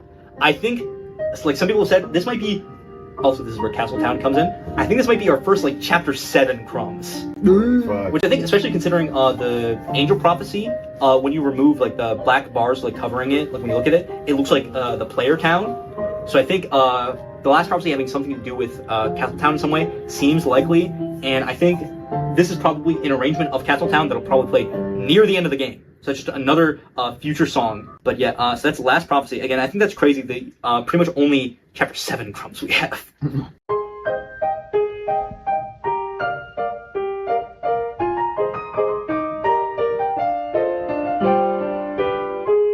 And also, from the post we saw of tobyfox talking about, I hope you can be friends with everybody someday, and the new Oscar melody are these sprites of Susie, where her hair is kind of different than it usually is. Now, are these just scrap sprites? Maybe. But all the other sprites that we saw in that sheet have been used so far, so I have a feeling that these will probably be in future chapters. I don't think 6 and 7. I think the most likely thing is maybe this is on the festival, and she like moves her hair a little bit more out of her face. Yeah. She's going on a date. But yeah, this is our. We can hold on hope. Maybe this is Chapter 7 crumbs, but I don't think it's likely. But this is one of the only things we know about the future. And then you could also argue the other prophecies we've got that yet to come true, like the Angel Prophecy or the Tale of Hell and the Jockington 2. Why not? That could also be. But that's mostly just foreshadowing for the next chapters instead of what a lot of the other stuff we talked about is just like concrete stuff. We know this stuff will be in the next chapters. I think just talking also just broadly about 6 and 7, if we're just going purely off conjecture, if we're talking like, oh, where are the next Dark Worlds going to be? If I had to guess, I would say 6 is maybe the Shelter? Maybe? Because I think my only inkling of that is just that Shelter's related to Gaster and Gaster's number 6. Oh my. So, and I think it's like, if that were to happen, like here's just the vague idea that's in my head that would play out. I think what would happen is okay. Here's Mr. Brick's Deltarune fan fiction, right? Chapter 5 happens. We go to Flower King at the beginning. Then we leave it or whatever. We leave Azur's corpse or whatever inside the festival or whatever. Then we go to the festival afterwards. You go with Susie goes with Noelle on the normal route. You go with Noelle on the weird route. And then you have your lighthearted fun or whatever. And then at some point, something's going to happen. Maybe it's, again, someone makes like a Dark World outside or something during the festival. That'll be like the stinger at the end of Chapter 5. And then why Chapter 6 at the shelter is that, okay, a Dark World's happening. Something's going on. We need to evacuate everybody. It's like, where would you evacuate everybody to? The shelter. Yeah. And then the whole thing with Alfie's coming true is like, oh, even if something bad were to happen, maybe whatever's in there is even worse. And then this is how we get maybe a lot of the characters that we normally wouldn't see in a Dark World, where it's like everybody just kind of runs into the shelter. Mm-hmm. Or maybe even if we don't want to get all these characters in it, maybe a few characters start like running towards it, and then it's like Chris and Susie try and go in first so they can shut the door behind people, so more people don't get into the bunker. This is just conjecture at this point, but I think it makes sense if something crazy is going to happen at the festival, considering the build-up, and then I imagine if it's something crazy happening, that could lead to them wanting to evacuate the town, which would then lead to the shelter. Yeah, no, I definitely think something at the end of Chapter 5 is gonna like go crazy, bro. Like, it's probably like it's gonna be like the worst cliffhanger yet, bro. Like, Yeah. it's gonna be bad. Yeah, like people are gonna die and shit, bro. I Like, definitely do think Azrael's the cliffhanger does kind of make sense, but I couldn't imagine having to wait after that. Like, imagine like Azrael shows up, he goes howdy, and then that's the end of the chapter. I was like crying. Yeah.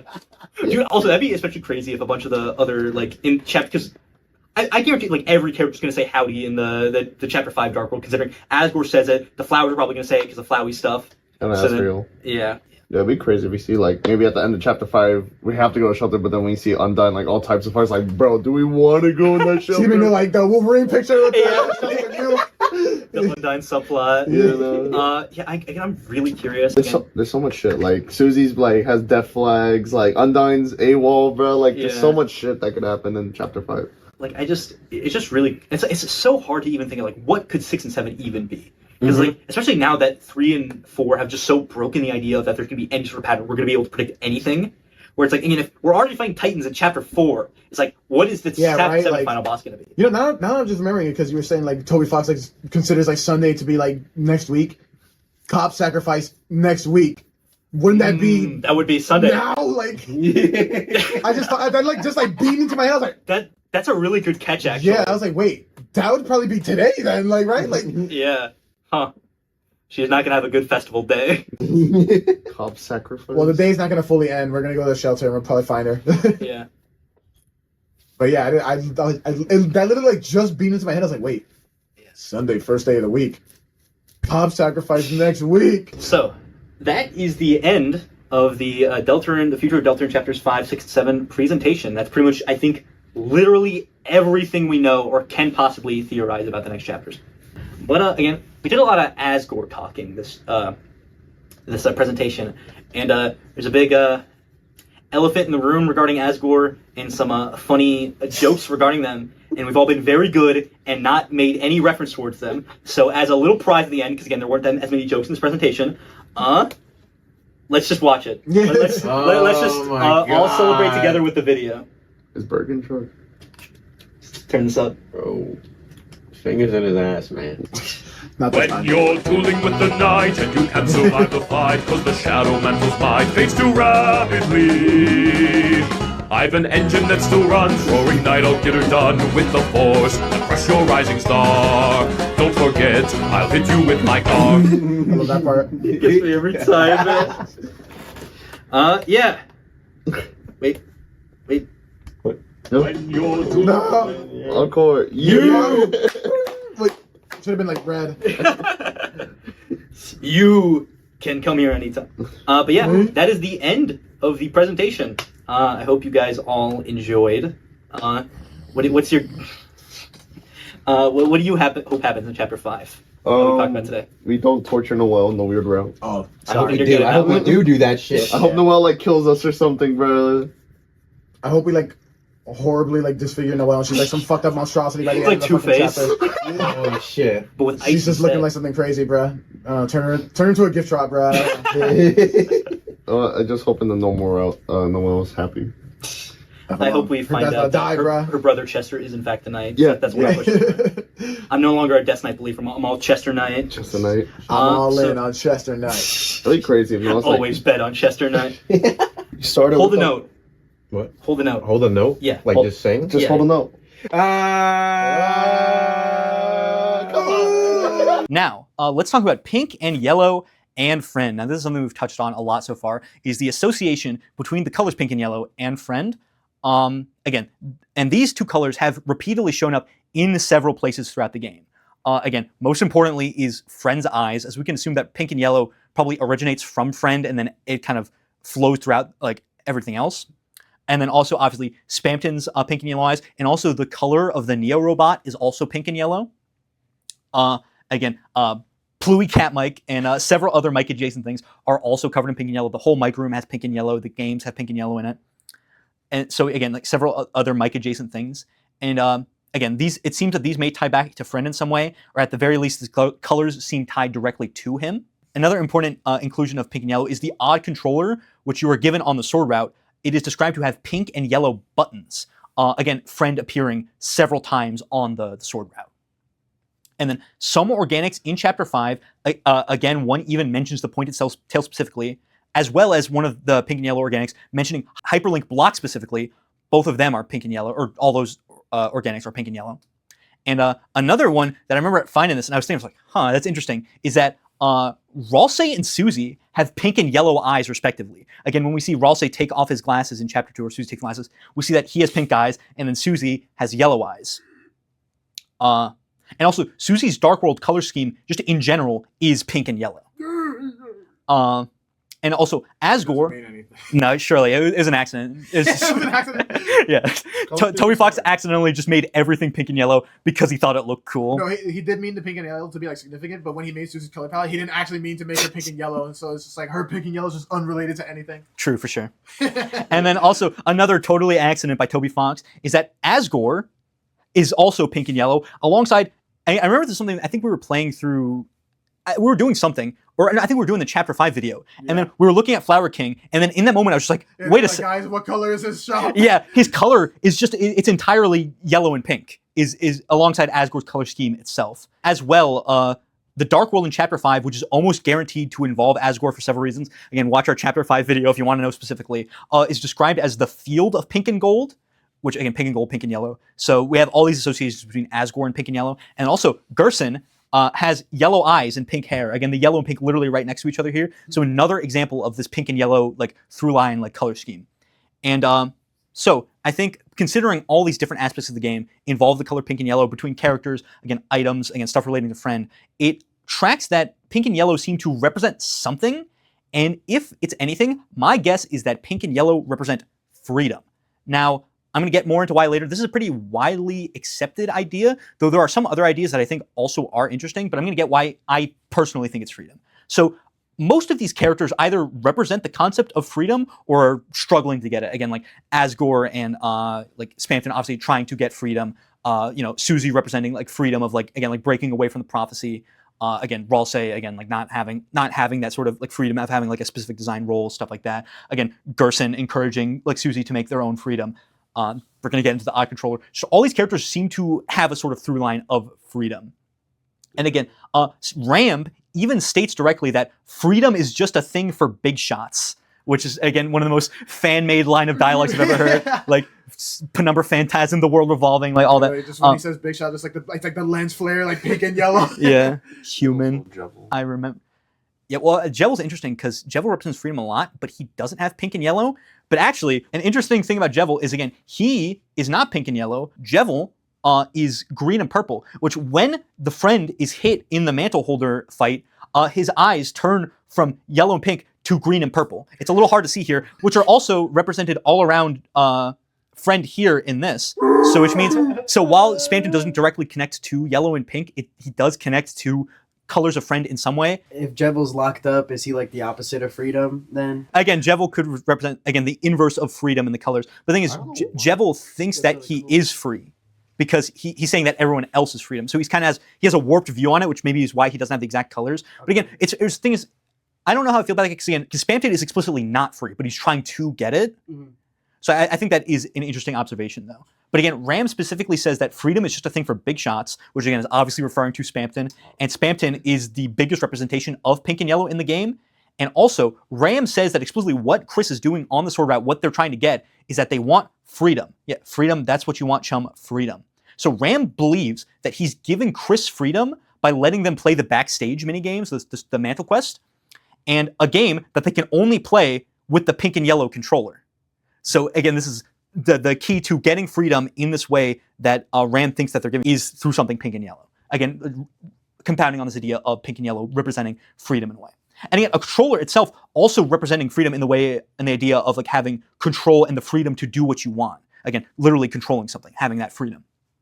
And also, the color scheme relates back to the secret bosses / the shadow crystal holders, and the overarching theme seemingly is freedom with those. Again, with like Spamton and assumably Asgore being big associated with pink and yellow, and him having the black shard and stuff like that.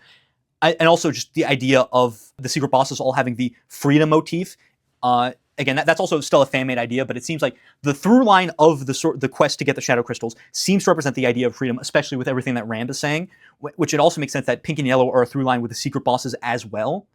So I think that, again, adds another idea to freedom. Also, another thing I want to mention before we continue more on the idea of pink and yellow representing freedom is that also another idea I've heard, which is on the Friend Master Doc, is that pink and yellow represent love and value.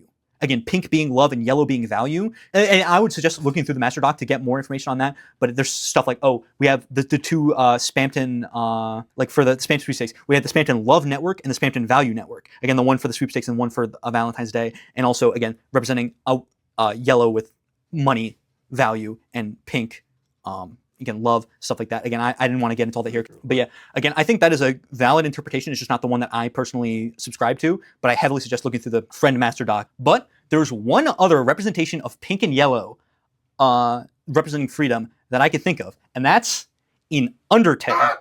So this one is kind of crazy.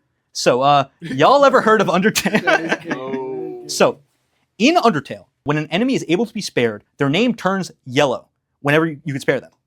Now, however, there is a frogget in the ruins that allows you to remove this feature.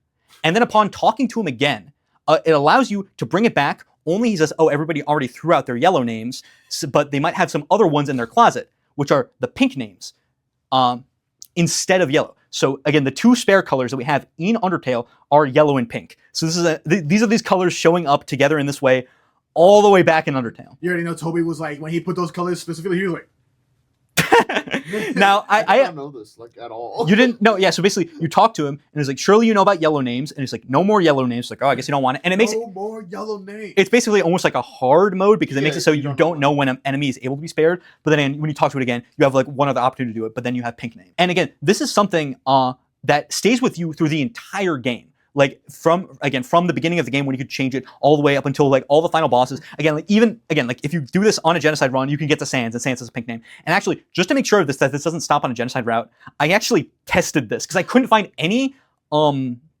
information, like confirmation that this works on all routes anywhere online. So I booted up like Undertale on the PS5 on a guest account, so the world got erased right afterwards. So my bad deeds went unpunished, and I played through a genocide route in the ruins, got all the way up to I think like Toriel, and then Toriel's name was pink, so it doesn't change on the genocide route. So again, this is a choice that after you do it, it changes for the rest of the game, and just this little small dialogue that again someone like Josh didn't even know about. Again, you can even see here that there's a pile of yellow names in the trash here. This is my kind of conclusion to this idea, where it's like, okay, this is the game literally showing you that your choices do matter. And in the way where Deltarune's like, oh, your choices don't matter. Whereas this one random dialogue lets you change something for the entire rest of the game, which basically, this choice represents the freedom to make choices in and of itself. And that very representation of your freedom to make choices involves the color pink and yellow. Meaning that pink and yellow representing freedom is something that Toby Fox built up literally since Undertale. And I forgot to remove the last part of this. That was part of my notes. What's it called? Is this intentional? Is this intentional? Literally, who cares? Because like I think this could probably not be intentional, but I just find this idea too interesting that, again, literally the colors pink and yellow all the way back then is literally representing your freedom to make choices. In a fucking trash heap too. It just happens to be there. Yeah. So it's like, I think this is almost why I'm more partial to it representing freedom, because I think there's other things it could represent.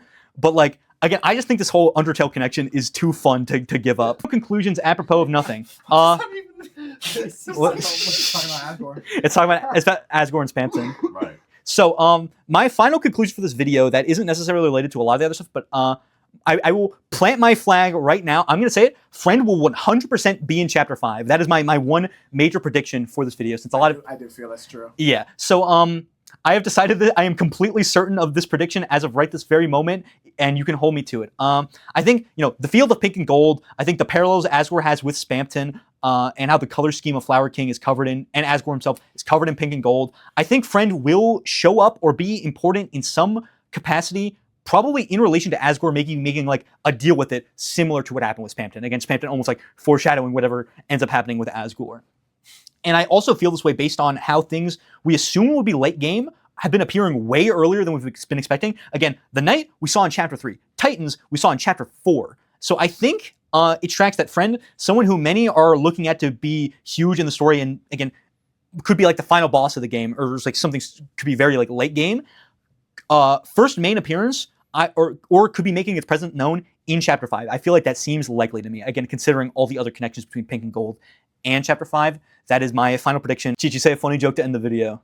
Hello, class. It's just me this time since it is kind of late, but the new Undertale Deltarune Fall 2025 newsletter just came out, so we're going to cover it here real quick, go through all of it. I have taken a quick peek through everything, but I haven't looked through all of it, so this is going to be my first reaction to some of this stuff. But again, this should be pretty big considering, it's for the 10th anniversary. Chapters 3 and 4 came out. That's right, last time, Deltarune Chapter 3 and 4 came out. I really want to look back on these chapters and discuss my thoughts. Looking back at Chapter 3 and 4. But I don't have time to do that right now. The anniversary is coming up. There's no time to discuss this now. So I guess just a little fake out from Toby. Okay. Chapter 5 Progress Update, September 2025. Instead, let's talk about Chapter 5. Some of you might be wondering what kind of chapter it is. Now, I think it is very important to mention that this little art of Toby, it changes. So we have, Toby here in the suit or whatever, and then over here we have Toby wearing what looks like Asgore's like floral shirt and a little flower by the smiley face here, which I think is pretty notable considering, Asgore's obviously going to have a large focus in Chapter 5, which I think is just further expanded upon here. I think it's also notable. Pink and yellow. Well, right now, there is no reason to tell you that. Both of us like surprises, right? If I think of everything in the chapter, there is very little I would like to share. That being said, as an act of goodwill, I would like to spoil one optional Castletown scene. The scene assumes you've seen the special room in Chapter 4. So this is the only thing, So this is one of the only little teasers we get of Chapter 5. Which is a little sad because I was hoping we'd get maybe some music or some screenshots, but I understand what Toby's going for here, where I think seeing literally anything about Chapter 5 is going to spoil it a lot, assumedly. So I get not showing off anything necessarily right here. But so there is a scene from Chapter 5, so let's watch that now.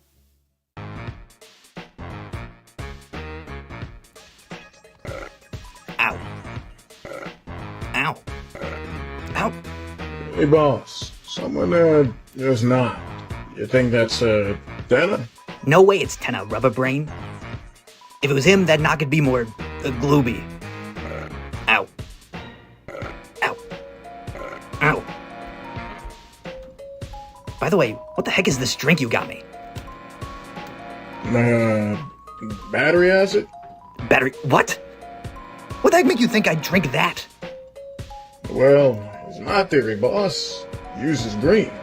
So you look good with a green drink. Theory? That's not a theory, that's just... You think just because something looks cool, that makes it correct?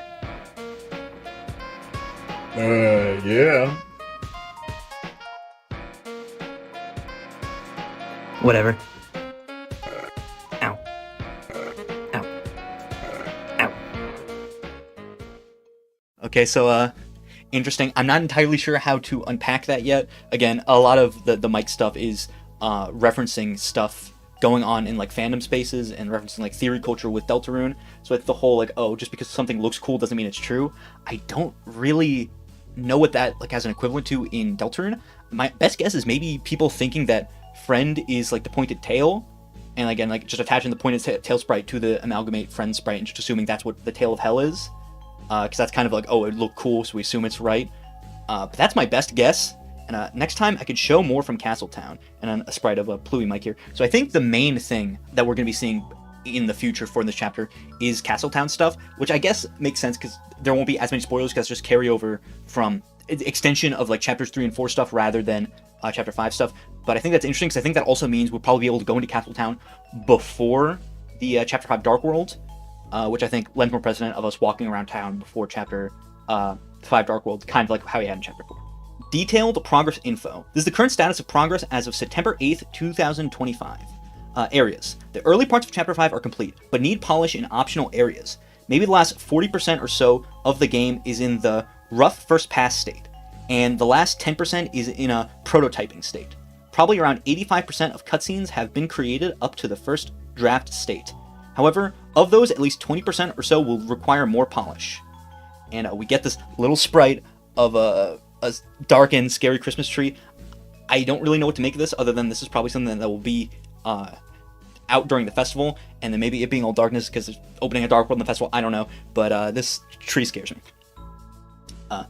Enemies. Regular enemies are mostly done. One programmer is already working on regular enemy bullet patterns of Chapter 6.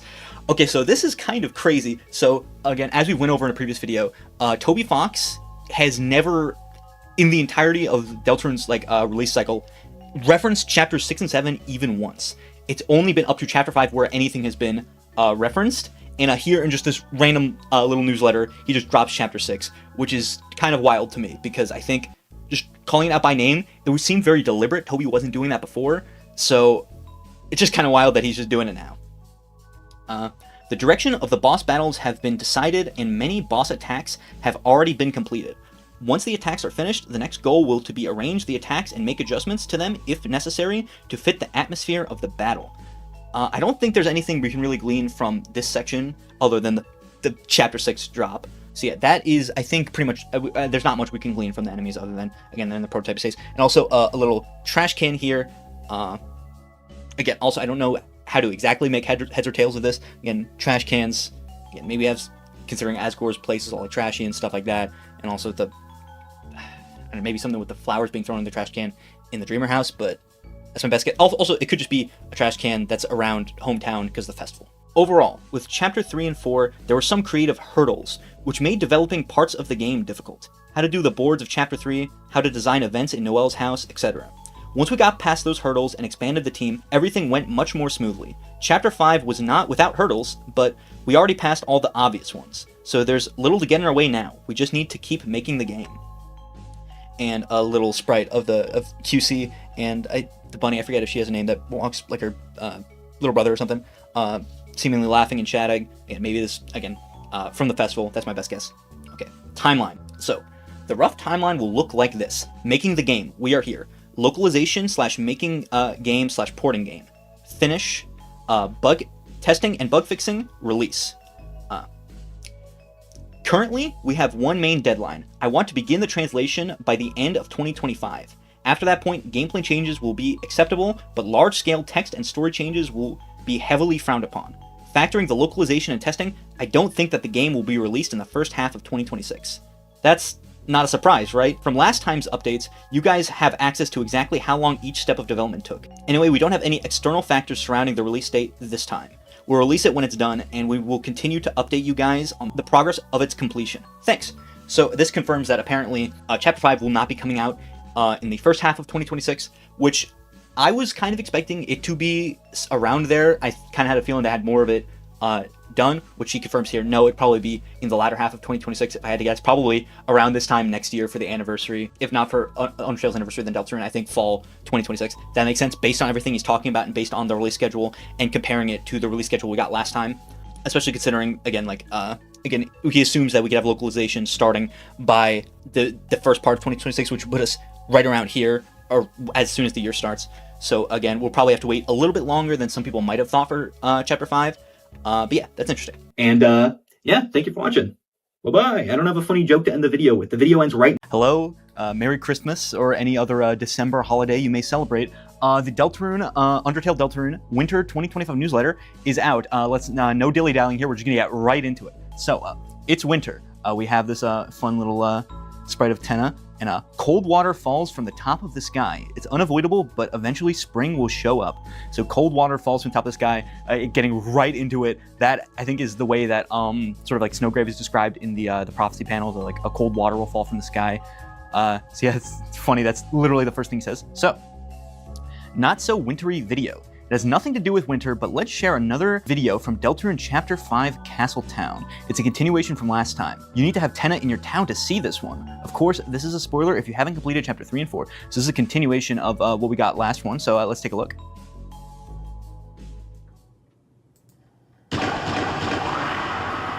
Guys, costumes now! It's Tenna! Hey, this ain't fit. Who cares, rubber brain? Just put it on. Something feels off. Just roll with it. There's no time. Oh, Tenna, whatever do you need, my pal? Oh, hey, Tenna. You's wearing the wrong costume, too? That's not Tenna, you idiot. Why the heck did you knock like that? You made us dress up. And you, are you ever gonna take that thing off? Hey, I'm talking to you. You, what was your name again? Look, I'm not saying that. Can we just call you Bluey? You want us to call you Bluey? You're Mike. Bluey is the name of the mini game. Look, oh no. Hello? Someone needs a little antenna massage. It's Tenna! Everyone, get your costumes on. Not you. Oh, where are you?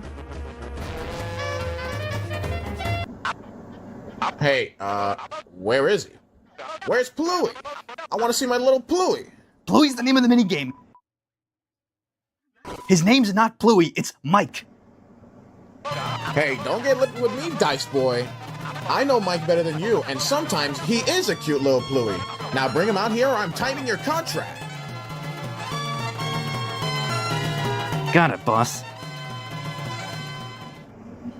Oh boy, Mike. Now there's one little guy who never lets me down.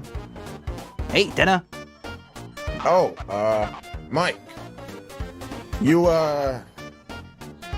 don't look very Pluey today. Yes. I don't feel very Bluey today. Well, a massage is a massage. I'll just close my eyes and imagine. Now feel free to climb up there and let her rip. Hey, Mike, when are you gonna start the, I'm not doing it. Huh? I'm not doing anything for you anymore.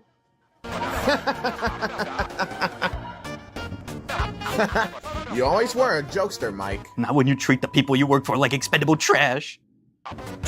Trash? Mike, you know I don't always do that. I'm always, adding lots of little bonuses to their contracts. Paid fruit-flavored vacation, leftover glooby slime,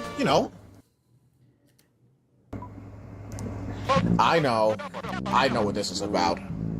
You told me you had a bad feeling about that contract, that he wasn't supposed to sign it, that he couldn't.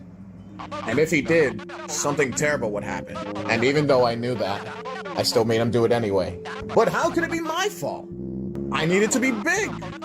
I needed it just as much as anyone else. How was it my fault? He ran out on me. I could have helped him. I would have. We could have been big together. You cared about him too, Mike.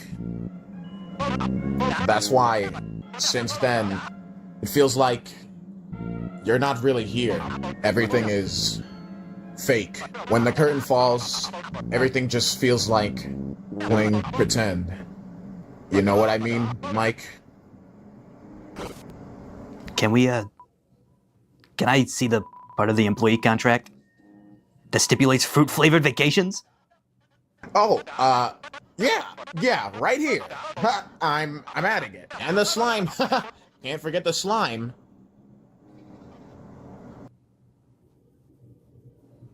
I can never forget the slime.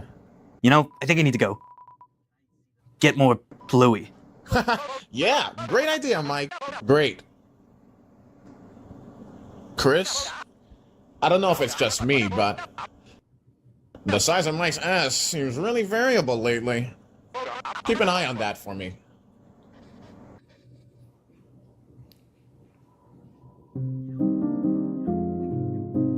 Now, that was pretty crazy. I could get into how, again, we get more elaboration on whatever Spampton and Tenna's deal was, and whatever happened to Spampton happened because of it, and Tenna's regret about that, and its relation to Mike, and saying, oh, Mike hasn't been the same since, or whatever. But I just made a video about Friend and Mike, and I'm not talking about that now, so I guess I'll just say I was validated in that video calling Pluie Pluie. Toby Fox agrees with me. We should use the mini game names because they're funnier. All right, so moving on. Chapter 5 Status Update. Progress is going excellently. We have begun the localization process. We extracted the text from the game. 8.4 and I annotated all of the text with notes for the translator. After localization reaches its final stages, we will begin testing with a professional testing team. We also need to examine how the game operates on consoles. We will start considering that in January. If I had to give a realistic estimate, I believe that it will take several months to release the game from where we are now. It feels crazy to say this even though only 6 months ago you guys only had chapters 1 and 2, but in a few months, much of the team will probably be already focusing their attention on Chapter 6. That's crazy. So it does seem that Chapter 5 is a little bit farther out than, again, we were initially expecting. We kind of got that idea from the past newsletter as well, but again, it seems it's going to be several months, I think, probably, again, like around this time next year, probably for Undertale's anniversary or Deltarune's anniversary, or even for, the December holiday next year. I can imagine, again, fall to winter 2025, that's probably when we're going to see it. But yeah, it's interesting hearing how progress is going, and the fact that Chapter 6 is even closer on the horizon. That's crazy. A few more details. All the rooms in the game are more or less done, minus polish to the backgrounds. Almost all the scenes in the game are complete. A single-digit amount of them need a visual polish. Most of the battles in the game are done, except for a couple. These unfinished battles function from beginning to end, but need adjustments to their pacing and bullet patterns to be considered complete. The game contains hours of fun. A musical tidbit. I looked at the soundtrack, and this is the only song that doesn't spoil something. Most of the remaining shopkeepers in the game will use this music. Well, that's everything for Chapter 5. Let's listen to Shop 3 here.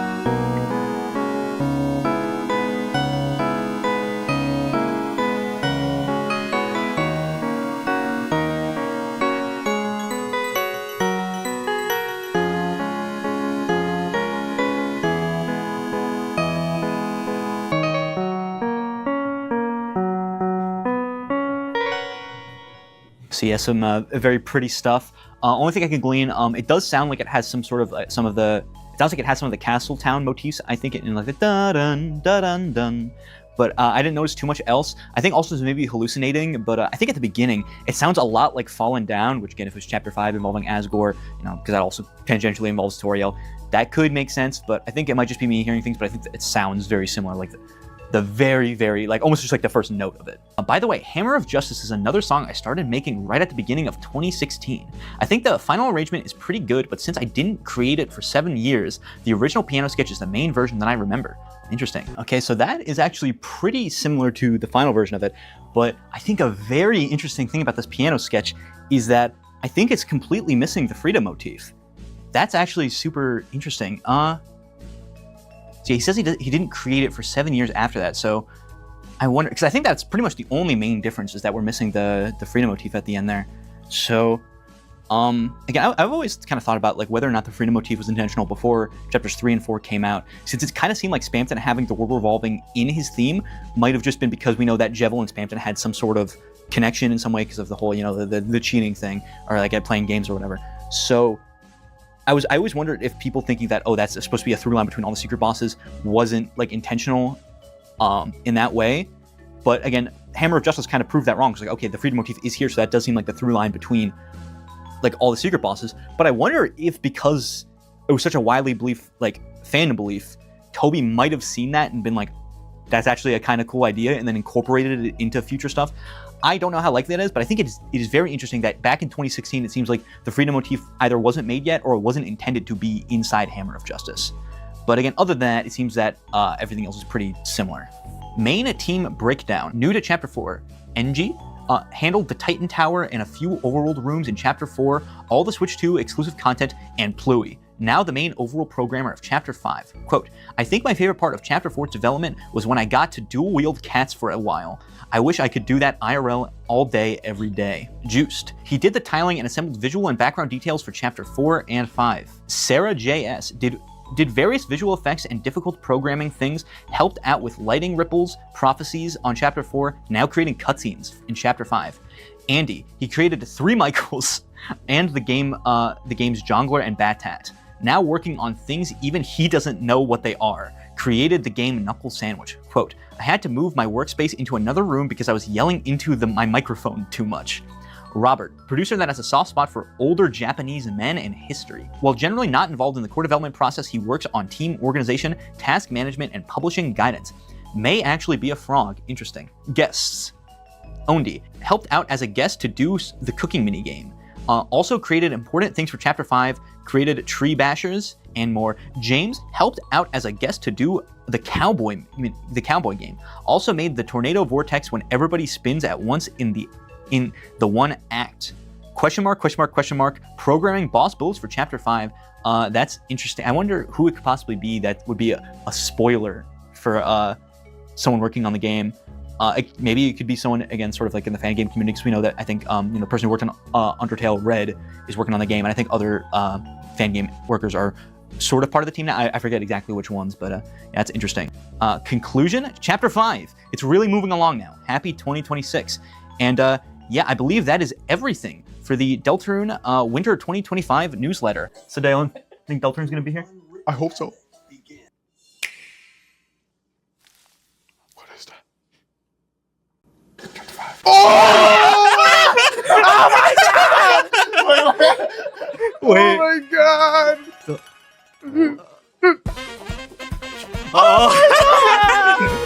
What the fuck? Yo, it's Ultimate. Oh my god, it's him. There he is. I'm so scared. Oh shit, when are we gonna see this? Oh man. Oh my god, bro. He's Dude, waiting. I didn't think we'd. Oh my god. Guess the animal where the Dark World is. Chapter 5 is waiting.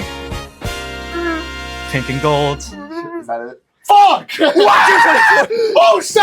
Coming out in like 2 weeks. What? All right, bro, calm down. All right, calm down. Holy shit! Wow, I'm so scared, bro. You have to make a video. Bro, the moon is coming down now, bro. The bell is tolling. Wait, how many days? Deltarune in 2 weeks. 2 weeks. Oh my, dude, Del, I know you must be so excited. You got a lot of catching up to do.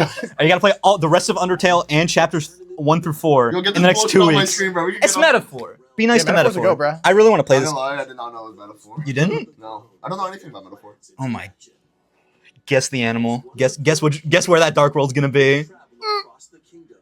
Dude. Oh man. Bro, I saw the flower. I was like, wait, Yeah, I was like, it might be a flower for Chapter 5, and then he came out of the ground. I thought the same thing, but God! I feel like I don't even have words. Oh my god. I had a lot of words, bro.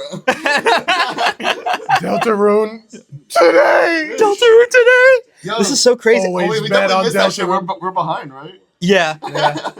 Well, we still basically have our live reaction. Yeah. Again, I feel like I like how when we restarted, I was like, so Deltarune got revealed? Don't tell me. yeah. Dude, June 24th? June 20th. Bro, Oh my Deltarune in god. 2 weeks. Everybody, clear your schedule. And we got like little bits of gameplay, bro. Yeah, I'm surprised we saw anything from Chapter 5, but yeah. Oh my That's- god. Dude, I wonder if it's gonna be in Flower King. I wonder. Nah. nah. Yo, that's crazy. I forgot. Damn, Space Marine 2 on Switch, bro. That's kind of funny now I think about it because like That shit can, like, barely run on like, bro, fucking- where's gonna be the next thing? But like we already knew it was gonna be Flower King. Bro. Yeah. We know him. Oh man.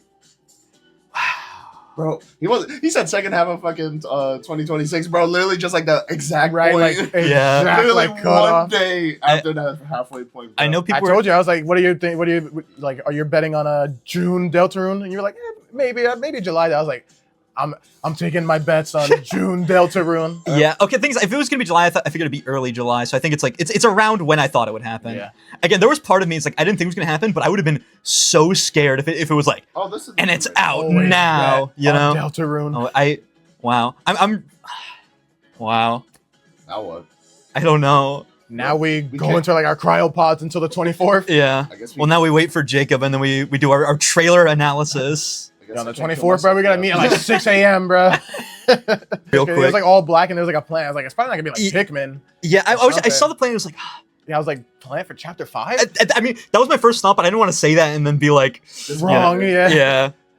Just like, oh, I'm just delusional. We're so locked in, we thought the same thing. Yeah. Long have we waited. Something just happened. Yeah, I'm sure as, again, all of you watching are probably aware. Are we recording? Yeah. Oh shit! See, I'm sure anyone who is watching currently is aware. And this morning's Nintendo Direct, we got a trailer for Deltarune Chapter 5. If you want to see all of our reactions, Live reaction. we have a video up right now. But so yeah, in this video, we're going to be covering basically all the new info that we got today from the Direct and otherwise. So we're going to rewatch the trailer and dissect it frame by frame or whatever, and then also go through the newsletter that was also posted and look through everything that's in that. But I guess no use dilly-dallying. I think we might as well start by looking at the trailer again and watching it again. So to start, Del, do you want to tell us all the important information from this trailer? Expert Undertale Deltarune veteran. It's literally in your name. Yeah. Deltarune. It stands for Deltarune. See, this is why Toby Fox hasn't talked to us for 2 months. He's actually been buried in the ground. He's been waiting to He bloom. couldn't talk to us even if he wanted to. Pink. First things first. I'm the realist. Yellow. So yellow flower, and then Pink flower. pink flower. I don't think we need to explain why all the various amounts of pink and yellow. Well, okay, maybe one of us needs to have it explained, but We're not going to. They're larger Yes. as fuck right now. but yeah, so pink and yellow. So this is we get to see our first enemies from the chapter. A new adventure is blooming. I guess we should just get out of the way now. Again, like watching the trailer with all the flowers and leaves everywhere. I think so. Yeah, it was already a pretty safe guess before, but I think we can be pretty confident in saying that yeah, Flower King is where the next Dark World is going to be made. Whoop-de-doo. What if it's just in the alleyway? It's the alleyway, dude, and then every man shows up. I guess the alleyway does have the flowers, so, but I kind of have a feeling it might not be. So I don't think there's anything to really note about the enemies other than They look funny. they look funny. They have the flower petals. They have the pink, the yellow, also the green. Wait, can you show the attack again, real quick? Yes. Oh, I was gonna say, I thought they were going in like the flowery attack where like it surrounds you and then like closes. In. No. But it's like the opposite, where Yeah. it like shoots out. Okay, yeah, and then here's the next one we have. Orphan. I forget the orb guy from chapter 2. I forget what their name is, but we see them and also Newbert with the Super Saiyan 2 hair. As I'm assuming this is kind of like a mini boss or Yeah, I was something. gonna The assume. trash can guy from. Oh yeah, and Trashy. Oh, How shit. could you forget Trashy? But yeah, so we just see the heart has a little broom that it like swipes away the garbage stuff. I wanted to check this out real quick. Okay, the silhouettes are just. Again, when I was looking at it real quick, I thought it was like cat paws for a second. I was about to be like, but yeah, You can't just do that, man. yeah. But yeah, these are just clips from chapters previous. Okay, Who's that? We don't know. the enemy bloomed. the enemy bloomed. We have Bloom. okay, like the little. I think we saw this like little like pink like cherry blossom tree thing in a previous like newsletter, like the cherry blossom bit like top when they were talking about chapter 5, and we have the pot and the shovel from Flower King here. So again, I think that discounts alleyway theory maybe, but Damn it. and then this is something I wanted to mention. The little green things here. That's just like the flowy Kara smile there.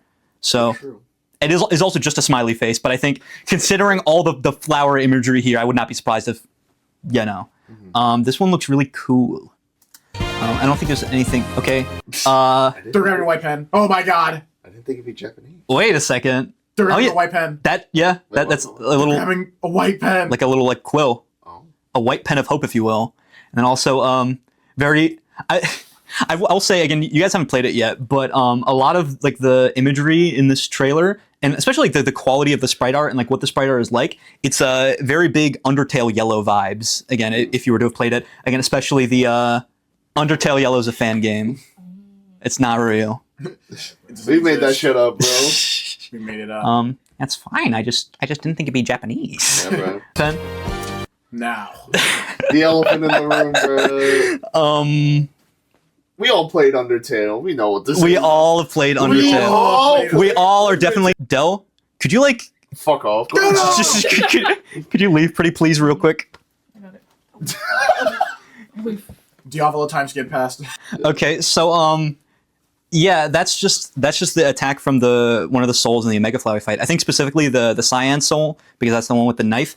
That's just straight up just the attack from the fight. And also it's just Chris, yeah, I think we're all about to be like mentioning, yeah, Chris is alone. So I wouldn't be surprised. I was just about to say this might be the secret boss. That's kind of crazy. Again, I know some people were saying like, ooh, maybe the flowers won't become darkners because they're not an object or they won't be in it. I think, yeah, we're going to see darkners based off of the 6 fallen humans. That's kind of... I'm so scared. I'm so scared. Well, there's like the 7 and there's the golden flower, which again, as either could be like a Flowey/Azrael parallel, or I think, honestly, more likely, we didn't mention in the video, I think the golden flower might be like a Kara parallel, considering the fact that one golden flowers are heavily tied with Kara, and the rest of the flowers are obviously the other humans that fell like before Frisk. So I think it would make sense. Which means also like obviously this is the attack with the Cyan Soul, but this could honestly I wouldn't be surprised if the yellow flower ends up like, or the golden flower rather, ends up being the secret boss. And again, this could probably also be an attack for that, since obviously Kara's association with knives and stuff like that. Yeah. Also, the boss is just not on the screen. Yeah. There's no boss. Yeah, that's definitely. This is. Move the PNG in there. Yeah. Super spoiler special. Del! Get over here! You can have it. Damn. Yeah. Okay, now we have. What the hell was that thing? Yeah. There too, oh my god. So we're going frame. Who is that? So yeah, there's this weird little thing there. I think it's just like a worm that like like the cartoon worms that are in apples and shit. Yeah. I wouldn't be surprised if this is like the bit in like in chapter 3 when you're like going down, you see like the like shutta like real quick and see all these like weird little like things. I wouldn't be surprised if that like this is probably maybe like near the start of the chapter. Again, I think the face does kind of look like an everyman a little bit. And a little bit, yeah. I think also it looks like it has like a little ribbon on its head, which I think could be notable considering the fact that again, the Cyan Soul, one of their items is the ribbon. I think it's a Cyan Soul. So could be something, I don't know. It kind of looks like it's like I don't know. It's kind of like like Eurydice's like design in Hades, where it's like the a little bit actually. That's what I was imagining. Like it was like a flower. Also, what is that thing? I think there's another one up here. I think that just might be a little like background detail, but I don't know. Also, just like I feel like just like the sprite like quality in is like crazy. I feel like especially compared to other. Shovel Knight. Yeah, honestly. Where's Rouse? There he is. Oh, there they are. And this is them running in a pond. What would you call these? Reeds. Because again, we do know, just like thinking out loud, that the Eggman says like on like I forget if it was like Saturday or Sunday. He says he goes to collect the wheat. So that's true. Could be. Yeah, could be that. And then nothing happened. What's it called? The money shot.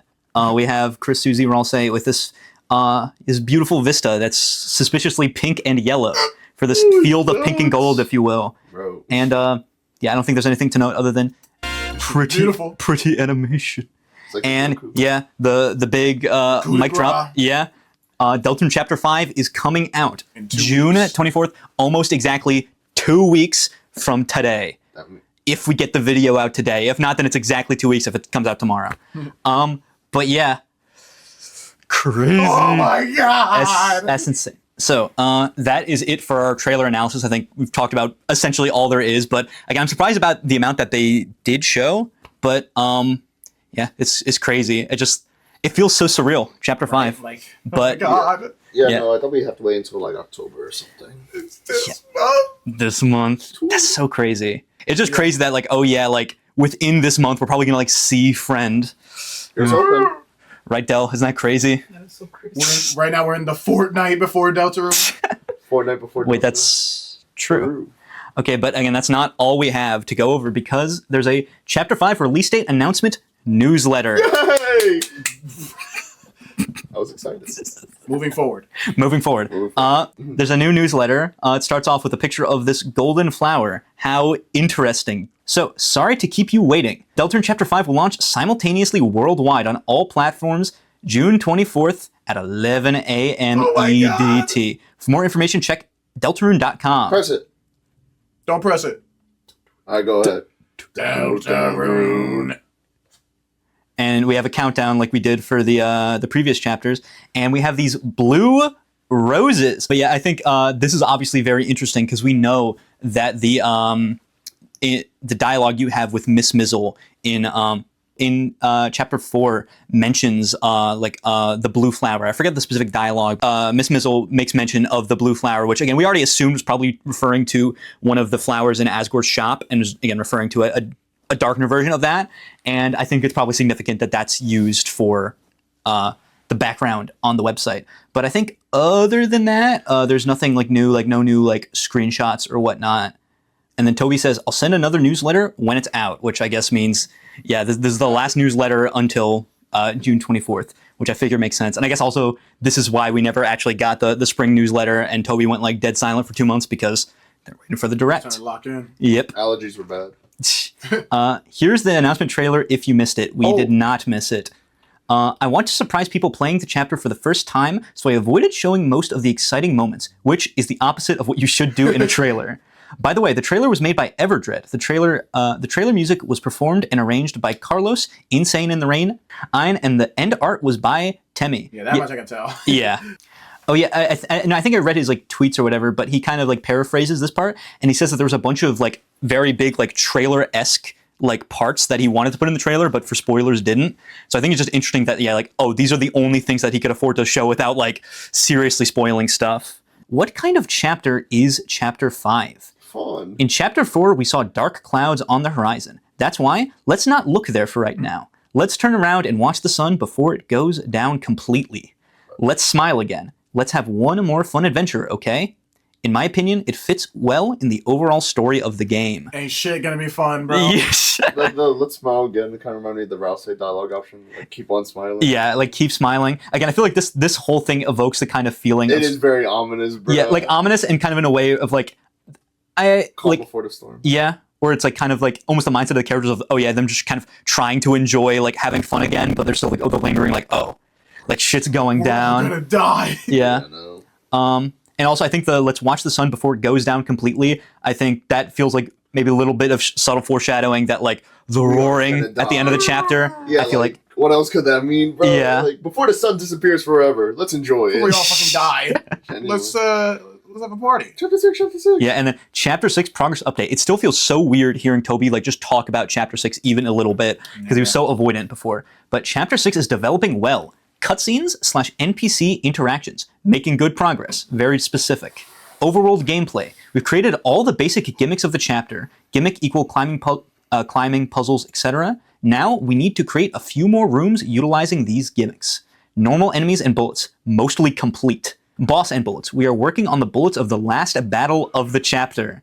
This chapter is easier to make than the others, so the development is going quite fast. This sounds crazy, but it's not unrealistic that some of the staff members might start working on Chapter 7 before the end of the year. Is that the first time we ever mentioned Chapter 7? That's the first time Toby has ever acknowledged Chapter 7. So it's happening.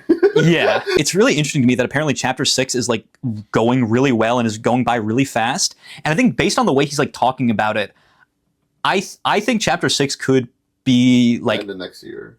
End of next year, or I don't think early next year, but I would not be surprised if it's we don't have to wait longer than a year for Chapter 6, which is crazy. I think especially, again, reading where this is at, I feel I would need to look back at other newsletters, seeing other chapters, where they were at this point. But I think it is a very good sign, the fact that he said that, oh yeah, before the end of the year, people there might be people already working on the last chapter of Deltarune, which is very scary. But what's less scary is a merch. Fangamer also with merch that is newer and pluer than any before. Click for more if you cared. I cared. See what? Damn, $60. Never mind. I don't care no more. Well, it's 2 plushes. It's 2 But then you have plushes. to get rules card, and that's like $100. You do not have to get rules I like card. rules card. Congratulations. What's it called? We could just like look through the new merch. Yeah, we got the cat log. Oh, I get it. Bill, you have no idea, but that's really scary. So yeah, we have plushes of El Nino and La Nino and rules cards. That guy. Him. He's doing his pose. He is doing his pose, which is kind of fun. Let's I just, really like them. yeah, the pictures are funny. See the Skip him. skip him. Oh, he gets sand. Oh, he's posing. A yellow flower and pink stuff, huh? I don't give a fuck, bro. What? I give a fuck. That's really cool that you can like pose him. Yeah, no, I thought he was stuck in that position. Like, I don't want that shit. That is kind of fun. They're gonna crucify him, bro. They're gonna dip him in milk. And then I really like this. I like Cat Mike parentheses Pluie clip-on plush. I really like to think that Toby saw people having like discourse like, no, you can't call them the minigame names. That's stupid, and is now insistent on it. We have Pluie. Dude, I might actually get that. But I don't want to wait until like quarter 4. He is so silly. So yeah, we have Pluie plush, and then Green Pippin's Bat Hat clip-on plush. That's you. Oh my god, he's angry. This might be me. Oh, he has a different face. That's funny.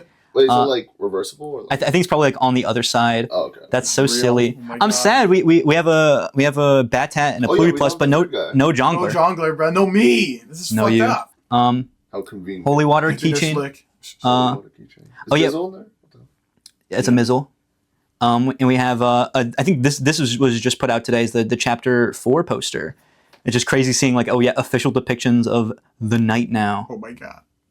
Wow. And Jackenstein. I like Susie is literally like doing like the healing thing with like a Kamehameha. That's so cool. And again, this is stuff that was like shown off. Yeah, this was put out before. Oh my god, they have a playing card set. I didn't know. Oh yeah, again, this is stuff that was announced like semi recently. That's so cool. But yeah, the chapter 3 and 4 vinyl. These look really cool. The chapter 3 one is neat too. Oh yeah, I think we see a little ERAM here. Holy crap, that's scary. Oh my god, it's the Sword Art guys as well. Yeah, I saw people saying that like, oh yeah, we're like one like degree of separation away from seeing friend and official merch. Oh my god. I mean, we kind of already have that with Pluie, but I kind of like this. Wait, hold on. Can you go to it again? You get a tennis sticker. Yeah, that's so cute. What's it called? And the insert art. Tennis sticker. Very cool. And then we have the chapter 4 one, which is so cool. Yeah, so on the couch over here is Dell, my girlfriend, and she brought this to me literally today. And perfect timing. Yeah. It's so cool. Thank you so much. It's so cool. Dude, the art here I know is so sick, bruh. That shit is cool. And I don't want to like mess all, but like there's like all like the little like insert art and like the. Is it flexible? Actually, let's. They got the. I'll just take it out real quick. I gotta hold something. It's a Jackenstein sticker. He's doing the little thing. Bro, He's doing the lie. Yeah. You can put this on the Stoozy and Jackson. Oh my Jackson. Yeah, that's so and then you're taking too long.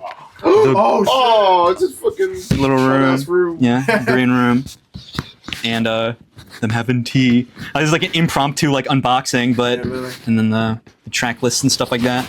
But yeah, I just want to show this off because it's. Do you think it plays all the piano tracks? Chris. I'll probably be there. Yeah.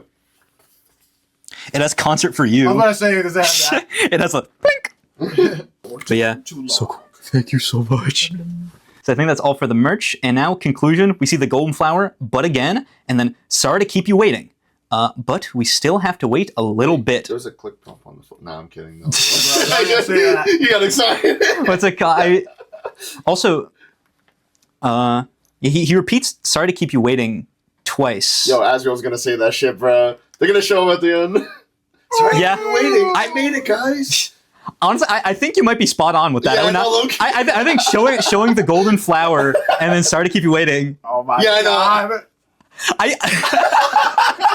I think you might have just actually called it. I would not be surprised about that. Fox. Sorry, Toby. Write a better story. Asriel's this chapter's guest. Yeah. Maybe I think this might be the last words that are said in the chapter. I think like he's gonna show up at the festival and say sorry to keep you waiting, and then look, and then like Susie's like dead on the ground. Go with Freddy pose. Yeah. So here's our last little addendum to the everything you need to know before Deltarune Chapter 5. So yeah, we're going to cover everything we missed in our analysis of the trailer last time, in addition to all the new information, also new little like tidbits we got after the trailer came out, and also any stuff that fell through the cracks like loose change in the lead up to Chapter 5. So this should make it be fully comprehensive as of what days today? It's like fucking Thursday, the like 18th? 18th. As of June 18th, 2025, this is all the information we have of Deltarune Chapter 5. So if anything comes out afterwards, like the email responses and stuff like that, fuck you. I wouldn't have put it like that, but... Fuck you! Okay, so extras. Again, this is just talking about stuff we like kind of missed in the trailer. So considering the Japanese theming of all of Chapter 5 and Carol's connection to Katana specifically, I think it's likely that she'll have some big presence within the chapter since it's all Japanese themes. Hell, maybe she's the one who opens the fountain, or opens one of the fountains. What if you get to see her Dark World design? I think so. I feel like that'd be very likely. What about like the main character of Sekiro? What if she just had like the samurai like top and like bald here and then like the like I think additionally, there's also this unused sprite of Carol where she has like blood on her face, which I think if she has a big presence in Chapter 5, could end up being used this chapter. I think also talking about characters with connections to Japanese theming that could have a presence in Flower King. I think Alphys, we know that she lends her comic books to Asgore, and Alphys obviously likes anime and Japanese culture. So I think potentially she could have some presence in the chapter, or at least be the influence on the aesthetic of the chapter. Again, maybe she lent him some manga, and that's why it's all like Japanese. I want to see like Alfie's like Dark World design in like a Sailor Moon outfit. Yeah, I can imagine that. Yeah. I think also perhaps the Soul Color flowers are mixed in with the borrowed like superhero comics with Alphys, and then plus the Japanese theming, maybe the flowers have some sort of multicolored Japanese superhero team sort of thing. Godzilla! It's called Super Sentai / Power Rangers. I think it'd be cool if they were Power Rangers. I think someone mentioned this in a comment of a previous video too, and I think now that we know that Chapter 5 is going to be all Japanese stuff, I think it's even more likely that like I think the flowers might be Power Rangers. That'd be really fucking cool. The Flower Rangers. I also think that maybe like the main sort of like colorful like pink and gold area of the Dark World, and or like that like main area of the Dark World could represent like the front of Flower King, and the sort of like swampy like greenish area we see also in the trailer could represent like the back of Flower King. And then again, maybe this is kind of like Chapter 4 where there's like 2 Dark Worlds, and each of those areas are their own like specific fountains, and then maybe Asgore makes one and Carol makes another one or whatnot. Also, the background of like the little like Temi animated art has these canyons in the background, which again, I saw someone in the comments be like, "That's Nevada. I know that's Nevada." And so again, sort of like a Western theming, especially because we know about Asgore liking his cowboy shows and stuff like that. He will never die. Woody Theory is still around and kicking. Again, maybe we'll get a Western area in Flower King. I also remember after the trailer came out, you posted a video. Somebody like commented, and I can't believe I didn't even pretend to like notice it. Like the sun is in the Dark World. Yeah, like, which is like the fuck. I do wonder what's up with that. I think I saw someone say a theory that like, what if the entire Dark World is like one giant flower, and that's like the middle of it? Which I think that could be it. I think also that could maybe be the Inferno of Jealousy or whatever. Maybe Asgore's trapped in the middle of this gigantic ball of fire or something like that. Lives in the sun. Yeah. And also, I think this is something that I think you mentioned this in the trailer analysis, and then I think for some reason I like accidentally got like cut out or whatever. But we later learned that their name is Floridans. Look like Rudins. Yeah. Those are just Rudins. I vaguely remember. Yeah, and I think also considering the fact that the floor here in this part of the chapter, the grass is just like a retextured like Chapter 1 grass, like from like the Field of Hopes and Dreams. Oh, yeah. I think it seems very likely that we're going to get a lot of allusions to Chapter 1 in Flower King. I think which would also make sense if this is like our last like kind of like normal chapter before like big things happen. What's it called? And this is also backing my theory that the final secret boss is going to be Jevil, but again, we're going to fight him in a super secret boss. That'd be so cool. What are you going to say? What was the green one's name again? This Floridan. It looks like he's like drawn from memory, bro. Yeah, I love these things. They are so silly looking. No, their smile's very cute. Yeah. Okay. And then next we have some, I think this was in our video, but we didn't talk about it because it came out after, but we got like 2 new screenshots of Chapter 5. So we get this one of the festival. We can see that Chris, Susie, and Noelle are going around. We see that previously Grillby's, which was named Sans's, is now Ice Creams. Mm-hmm. And we also see the balloons that we saw all the way back when that was our first teaser of Chapter 5. And we see the hometown is all decorated for the festival. I saw people point out that we see that there's a red and a blue little what'd you call those? Like confetti. And in between the red and blue confetti, there's a green confetti. I just think that one's funny. What if you looked in the background and see Friend or some shit like that, bro? So, well, speaking of Friend, we have the other screenshot, which is a expanded view of the shrine here, where we have the little white pen, and we also get to see the border for this area, which I think is very cool. But I think what's notable about this is it was cut off to about here in the trailer version of it, which we get to see more of it, and we see that there's like this little like shape above the shrine, and people pointed out that this shape here is very similar. Yo, wait, that's kind of crazy. Again, we have like the sort of cat ears, and we have even Friend's little like dinglings. And then his little friends are flying about. Yeah, it's a call. Friends. Yeah, I feel like very is unmistakably like that looks is like fucking Friends. Scary, bro. Yeah, and I think also people were pointing out like, what if like again, because the white pen of hope was obviously supposed to be like a metaphor, like when Gerst was talking to Susie. Yeah, so people have been bringing up a theory like, what if this is like Friend sort of like baiting Susie into like trying to like find something, and then we're gonna walk in here and Friend's gonna be in there and kill us again, sort of like luring us the same way he lured like again probably assumingly Des and also stuff like Spamton, maybe like Asgore or whatever. I think the only issue I have with that is that again Gerson only mentions the white pen known as Hope on during the secret boss. So if you don't do the secret boss in chapter 4, this wouldn't mean anything to Susie because Susie hadn't heard it before. But yeah, I still think that I feel like the idea that this is like Friend like luring us.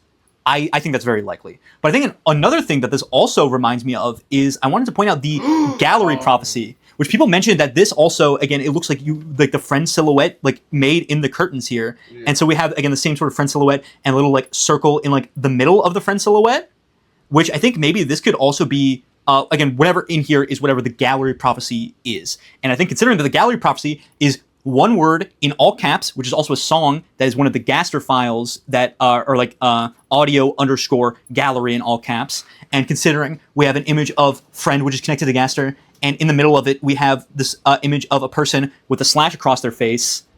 I'm not going to say that I think we're going to walk into the shrine and Gaster's going to be in there. But again, I think this prophecy panel is definitely, I feel like, alluding towards Gaster.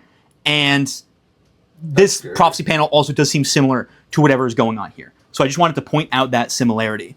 But again, I think this one is still just crazy. No, that is crazy. No, that scared the shit out of me, bro. Because I was like, yeah, what's that symbol mean? And then he showed Friend. I'm like... All right, but moving forward, also, I think this is the last big thing that people noticed that, again, we didn't talk about in it, that Ralsei seems to be edited in to the trailer, at least in this one shot, I think when they're fighting the flower pot guy. We could see that Ralsei's little like health bar thing is like offset slightly from where he's supposed to be, and we can see that there's like a little like black box surrounding Ralsei that accidentally cuts into the line above Chris here. So it seems that Ralsei is edited in some capacity into these chapter 5 scenes. What if he just isn't, and it's just like a weird like oversight? I could see that being the case, or I think it could be just like one of those like, weird like trailer things that happen, because we saw that with like the Guays in chapter 4, and there's weird like oddities that didn't end up like meaning anything from the last chapter.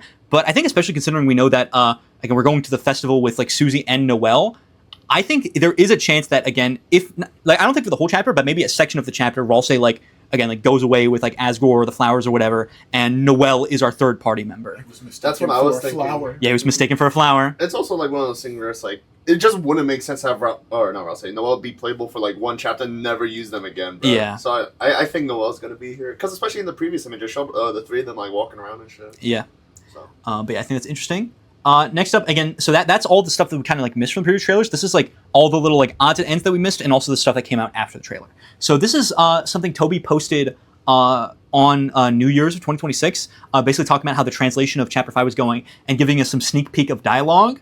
And we'll just read through it. Some of it is more important than others. We have Cootie, the little worm guy, saying, the way of the worm is this the way of the worm to be totally caked up. What? What's going on? I think we see an image of Cootie with like a bunch of like makeup, which I think is what they're referring to as being caked up. Oh. But TVs are good at talking, but not good at listening. Interesting. You used the annoying dog. It was deployed like an off-brand missile. I'm assuming that's probably like for like an ACT command or something like that. Adventures, like quests, pretend to be a dog.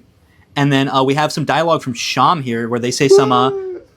You shouldn't be yawning. Yeah, 'cause bro, bro. No, I was cheering. No, I was also yelling. No, I know. This is the big one that everyone was talking about. So, Chris, I'm not going to do a voice. Chris, I suppose I owe you an explanation about all this. No, you no doubt have realized it yourself by now. The shadow crystals are far more than mere pieces of glass. In actuality, they contain a certain power. You could call this power. You could call this the power of will. No, perhaps will isn't right. The power they contain is ellipsis. What I learned in boating school is. Yeah, I don't know if we'll get like another dialogue or if Sham will just like end mysterious like that, but it's pretty clear that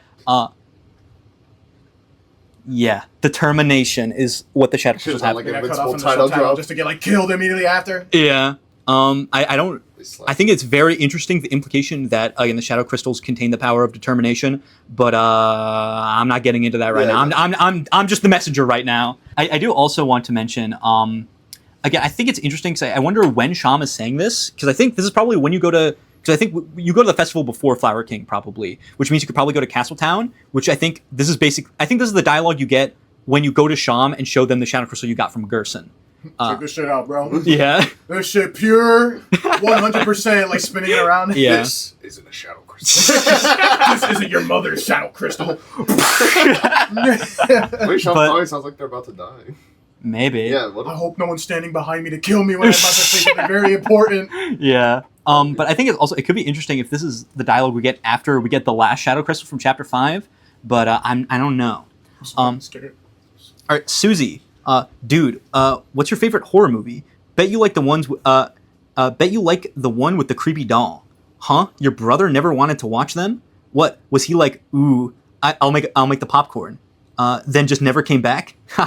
What? Was I right? So unless Susie's talking to Noelle and is talking about her brother Chester, I think this is probably, again, Susie talking about Azrael, which I think is funny. And then speaking of Azrael, we have this Czech dialogue where it says, you and your brother eating candy apples together? You, Des, your brother, and Noelle performing on stage? Your mother going hyper mode and Noelle's mom looking annoyed. Yeah, I think just, again, Who's Noel's mom? Ain't that Chris? that's Halloween. Halloween. I think it's also interesting. Again, like the Chris, Noelle, Des, and Azrael performing on stage. Again, this could imply what we already kind of assumed, that they had like a band together, which maybe that was Blood Crushers, the band, which made Raise Up Your Bat and stuff like that. Or it also could be them doing like a performance, like we know that like Noelle and Des used to do like pageants and stuff like that, where again like Noelle wore like the angel wings and stuff like that. Oh yeah, and then the last one we have here is green apple shampoo. You wonder if Susie would recognize you if you changed to a different fruit. I don't know why that dialogue just makes me go like, aw, that's sad. They're so cute. All right, next up, What? Oh, right. we have when Toby tweeted this when the Toy Story 5 trailer came out, where he said, "Super excited! This is finally announced. Can't wait for you guys to see what we have in store for you this time."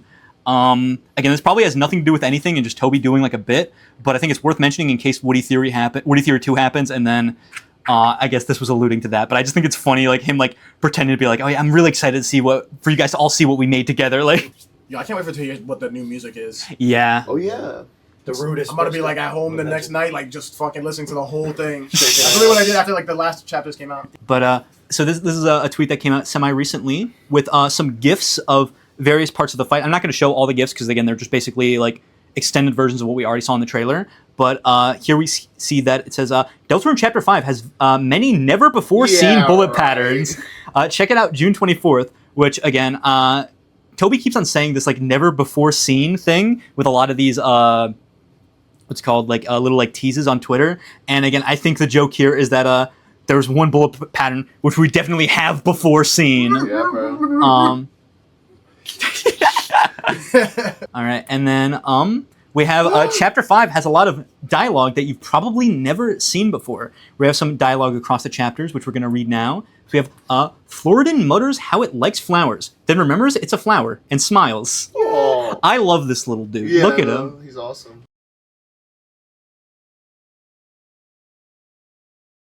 And then we have the Pink Addison saying, "Get your refreshment, your refreshment. It's our new original soft drink, Peepsy." And then Newbert's going further beyond. I don't think this one warrants an Bro, relax. No, yes. I thought you were hyperventilating at the Newbert. No. And then we have Jockington, assumingly at the festival, going. Voice. You want to? Oh shit! I was That's a like, that's me. Yeah. This event is the trigger for me to have confidence to grow facial hair. His ass is getting gonered, bro. Look, this event is the trigger. Like, he's growing the beard. The prophecy's happening. Somebody do this as like Megatron. That's exactly what I was fucking thinking, bro. Piece of meat. It's funny when this came out, and then everyone was like Jockington, like with the beard, and everyone was going like everyone was like terrified. The prophecy is coming to pass. We're so fucked. Alan. We're so fucked. Oh, Colonel. We're so fucked. Okay, and this is the very last thing that we have for Deltarune Chapter 5 before it came out, again, as of the 18th, which is this tweet where it says, 1 week until Deltarune Chapter 5. Are you ready? Jumping around and spinning in place, jumping on your head, jumping on the bed, jumping around. They're very excited. Yeah, I think Toby Fox is a little excited for his game to come out. Nah. I wonder if this is going to be one thing we're going to like read it like after playing the chapter and be like, Oh my god, they were jumping around and spinning. They were jumping on the but yeah. heads, jumping on the bed. What fell off? When fell off and lost their hand. But yeah, that's the last thing. But actually, okay, there's one last buzzer beater where I saw like on Twitter where you may know him as the creator of Homestuck, Andrew Hussey. I think he was on like some random. You're like introducing him like as like a fucking like WWE. Come in, Andrew Hussey. I think he was on like some random like Twitch stream, and he was talking about Apple Girlington. Do you guys know about Apple Girlington? Vaguely. This is I think like Toby Fox's like Toho OC, where it's like the personification of an apple, and he made like a song for her called like Apple Disaster, and like Andrew Hussey was like weirdly like alluding to Apple Girlington, says he knows that there's like an answer and that Toby wasn't mad that he mentioned it or something like that, and saying that he liked that there's people speculating about it. I just wanted this here in case we play Chapter 5 and Apple Girlington is the final secret boss, just to have it, just in case. I'm so scared of the secret boss, bro. Yeah. Because I feel like all these chapters, like, they all have some crazy impact. So now we're getting a new fucking asshole to basically... And it's going to be the finale to them all, so... I guess since this is going to be like the last of our coverage of Chapter 5, I guess our final question here is like, all right, place your bets. Who's going to be secret boss? Place your bets. I think it's going to be Asgore or just like... The secret boss? Yeah. I don't think so. I feel like if he's going to be like the main one, yeah, or at least involved in it some way. Maybe they're like look, they're like controlling his ass like in some like grass like Colossus or something. Yeah, like, I can imagine like maybe the souls controlling Asgore as sort of like an inverse of like the idea of like, oh, what if Asgore absorbed the souls, or I don't know. I think I'm with Mr. Emmanuel over here, EJ. If I have to place my bets on anybody, I think it's gonna be Friend, and if not Friend, maybe the Forgotten Man because of the whole like scythes, Deathless Scythe, Harvest the Wheat, whatnot. But I think if, again, the secret bosses, which are all like pink and gold, are related to Friend in some way, and we're getting the final secret boss in the pink and gold chapter, I think it would kind of make sense if the final secret boss is Friend. What if the cork board is the secret boss? The cork board? I feel like the cork board, I imagine, because I feel like it's probably going to be like big and like all over a wall. I can imagine it being like its own like area of the chapter rather than like an actual like darkener. But I think that would kind of also line up with like the early ideas for secret bosses, like something, well, actually not really discarded because it's like, but I think something like kind of like hidden away and stuff like that. And again, that's where we would get all like the big lore drops. Like every like dialogue bubble is like Big Shot, Penumbra Phantasm, the world revolving. But I can see the corkboard. I could definitely see it also just being something that we've just like not seen yet. But I don't know. I think it's gonna be Friend. If it's gonna be any. Guys, the Mr. Brick and Co. curse has returned. But you guys know how they reopened the one newsletter thing where it was like how long did it take her to smile? We still haven't gotten, there implies that like there's gonna be another chance to like actually guess what the right number is because no one still got it. So I think in between these 2 weeks, I think that page is gonna reopen again.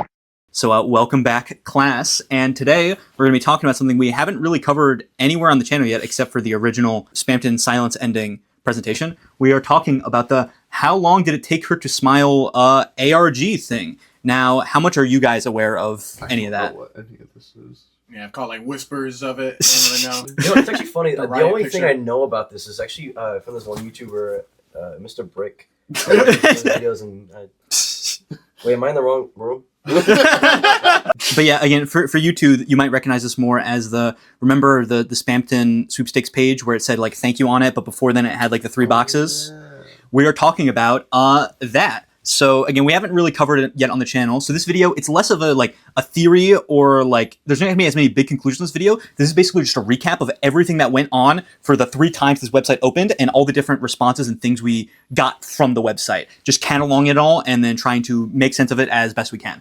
And yeah, again, as I've alluded to at the beginning, something big just happened with it literally the same day that Chapter 5, its trailer came out. So that's why we are discussing it here today. Before we get started, I want to say if you end up enjoying the video, feel free to like, comment, subscribe, and share the video around. And if you feel extra generous, support us on Patreon if you want to have your name at the end of videos and also on the wall alongside all of our other lovely Patreons there in the background of all the videos. Yeah, and then also if you happen to like the art here or also the art in the thumbnail, which is the same art, I have a Ko-Fi page if you want to commission me. But with all that rigmarole out of the way, are you guys ready to talk about the How Long Did It Take Her to Smile ARG? Yeah! Damn, Goku! All right, let's get started. Oh, before... I thought you were gasping. I was like... yeah, so I wanted to say, before we get started, I want to say a big thank you to the Deltarune Wiki, not the fandom one. That one sucks. The official... Well, not the official, but the fan-made Deltarune Wiki. This was an invaluable resource for this video, where, again, I usually like to do like all my own research, but with all this ARG stuff, it's a lot of like sending emails and very specific responses and stuff like that. So there's no easy way to just like catalog and find like all of it, where the Deltarune Wiki has a whole page about all these Deltarune Chapter 4/thank you pages and like all the responses that are verified. And again, this is basically the only way to find like a repository of information on all of, again, like the responses that we got through all this and stuff like that. So this was very helpful for making this video. So yeah, I felt it important to mention. But getting started, we have Deltarune. This all starts again with the Deltarune.com/chapter 4/thank you page. Now this is one of the many new Spamton sweepstakes websites. EJ, you know about the Spamton sweepstakes, right? I feel like I always need to ask that whenever we have like a new person on the couch. But again, in case you don't know in the audience, you probably do. Spamton sweepstakes was a charity event involving Spamton that had a bunch of secret links on the Deltarune website. That's the basics of it. But this was one of the many new websites that were put when they showed off the Spamton silence ending, where there was a certain set of websites that were on the website initially, and then closer to Chapter 3 and 4's release, there were a bunch of new websites that were added. And Chapter 4/thank you was one of those new websites in the Spamton silence ending. And most of these new websites that were added were teasing things for new chapters leading up to the release of... I put Chapter 5, I meant to say Chapters 3 and 4. Now, this was one of the more hidden pages. I don't know if you guys remember how we had to get here, where we had to go to like the Chapter 5 page, and it had like all the different numbers, and you had to click on the Chapter 4, and then click on the red dot, and then there was a keyboard, which had like 2 different kinds of sound effects, and if you take all the sound effects that make like one specific sound, not the other ones, it spelled out thank you, which made you put Chapter 4/thank you, which made you find the page we're talking about now. So it was one of the...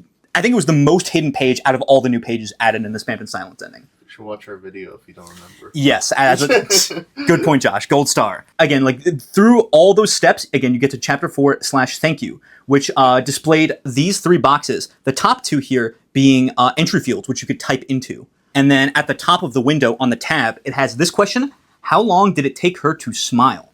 And then after 24 hours of this website being up, the page updated with all this stuff removed, and it just said, thank you. Again, as you could see here. Now, when this website first came out, most were confused on what you were even supposed to do while the site was still up. But the intention was that you were supposed to put your email in the top field here, and then put an increment of time in the bottom one, and then press the bottom button to send, which is kind of hinted by the fact if you put nothing here and you press this button, it said unknown contact, which implies, oh, you need to put your contact information, again, send Gaster your email. And then at the bottom here, I think if you didn't leave anything here but put your email here and press it, it said, so she never smiled, which implies you need to like put an increment of time. But again, many didn't really know because how... I think it makes sense. All right, Toby Fox. Those who did follow, again, what was the intended route here, which is putting your email and then an increment of time, would later receive an email displaying the amount of time they answered. So these are the emails that people got if they put a number, which it would just basically say, if you put 12 here, it would say, you answered 12 days. Now, given all these responses were just repeating what was answered, it seems likely that no one got the correct answer of how long did it take her to smile. I think in addition, this page being titled Chapter 4/thank you, plus displaying the thank you message after it closed, In hindsight, after we got Chapter 4, which was, again, we didn't get Chapter 3 and 4 when we got these website pages, but in hindsight, it seems that the scene that's being referred to with the how long did it take her to smile was the Chapter 4 reroute scene, where Noelle smiles when you try and put the thorn ring on her, in addition to the extra, like, think about Noelle scene that you get in the Chapter 4 Dark World, where you think about Noelle and then a text box appears where it's just her saying, thank you, very cryptically. So again, that it seemed to be that all of this like hinting was hinting towards the scenes in the Chapter 4 reroute, but with some of the additions we get upon the site reopening, it seems that the event alluded to here is more likely to take place in Chapter 5. And we're going to get into that right now. So, another chance. Now, again, this is sometime after the website originally opened. After the Winter 2025 newsletter, those who got responses in the last round of emails got a new one titled Another Chance. Again, this email here with a link to the website. And the page was the same as before with the 2 entry fields and the send button. And then much like last time, after a day, it reverted back to the thank you message. So again, it was the same. It had the same question and it had the same, again, like entry fields and stuff like that. So it was basically just giving another chance to answer the question and potentially get it right this time. And again, the day after the website closed, people began receiving responses again, which were interesting, which we're about to get into now. So these responses started by repeating the answer given. Again, here's an example email here. So if you answered 11 years, it would say, you answered 11 years, then, and then a comment about the answer. So if you answered 11 years, you get the comment, it was the first time she smiled since she was a child. And then these responses were also further broken up by the subject line of the email, which in responses that seemed to be getting on the right track read, until next time, where ones that were further from being the correct answer just had no subject written in the subject line. Additionally, ones that were on the right track, again with the until next time subject, were followed by move forward with this answer at the end of their like response. Just on the GIF at the bottom again, like, coming off the GIF. It looks like Toby was like on Snapchat sending out these emails with the fucking text the way it's set up. The one Instagram story like, who want back shots with like the boomerang. Move forward with this. And we're going to go through all the different confirmed responses we had for these emails. So we're going to start with the... Gotta stop sneaking these gifts in here. We're going to start with the no subject responses because these ones are interesting. So we're just going to read through all of them and then talk about the conclusions we can draw from them afterwards. So keep in mind that, again, all these emails were formatted the answer and then like the answer you gave and then a response that to like your answer. So various numbers here, but pretty much any number without a specific unit like specified of time got you the response, but how long is that supposed to be? And then this next one, where I think it's any increments of time that I think are like greater than a day, get the response, what are you getting at? Putting in the numbers 1225, or also just putting December, says, when you have a bat, everything looks like a ball. Yeah, we'll get into that one later. And then the next one, if you put in just 11, it says, if you follow the same path as everyone else, you won't pass through here. Again, that's another one that we need to get back to. If you put that she never smiled, you get the response, that's where you're wrong. If you put who is Noelle, it says, what is this, a game show?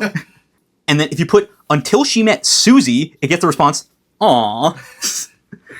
If you, sound effect. Yeah, I was glad of the tunnel one. I was thinking like the part in like Shrek when like he writes like the aw and puts like the Who's talking to us right now?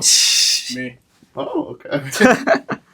If you put not applicable, you get the response, it is. Oh, dumbass. If you put anything, it says 11 hours or 11 years, but if you put anything with an or between it or like various answers, you get make up your mind. This guy's sassy as hell. Yeah. If you put Carol. if you put she never smiled again or when the cold water falls from the sky, it says you're getting ahead of yourself. And then I think the last ones are just ones that have like no response. Maybe Noelle should just like grow up. Yeah, for real, bro. Like the fuck, who you think you are not smiling, bro? Hurry the fuck up, bro. Yeah, bro. Like 11 fucking years, bro. Bro, hurry up. Wrap it up. Your friend Chris is such a good influence. Look at the nice piece of jewelry they got you, bro. Like Such an attention seeker ass. Shit is sunshine and rainbows, bro. Like, So that is all the responses that again got the no subject line in the subject. And based on round one, we could already assume that the question was talking about Noelle. Again, we didn't have the context of what it was talking about. It was like, oh, is it how long she took since she smiled, like from like when Des disappeared or various other things. But you can kind of assume based on the way it was talking about it, it's it's probably about Noelle. Again, especially with the weird route connections that we have from like the thank you page and stuff like that. Again, but with the extra responses we have here, it makes it even clearer that, yeah, who we're asking, like the her and how long did it take her to smile is Noelle. Specifically the, what is this, a game show? Again, response implies that the subject of the question is Noelle. Again, in the Jeopardy way, who is Noelle? And then what is this, a game show? Yeah, so yeah, solve the puzzle. I think we can be pretty confident that, yeah, talking about Noelle.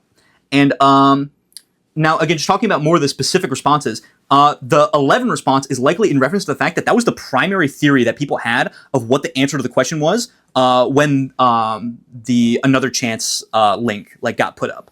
11 was the answer that most people subscribed to, again, because of the significance that the number 11 seems to have with Deltarune. Again, like the whole Forgotten Man being like, oh, whether 11 days or 11 years, Deltarune is waiting.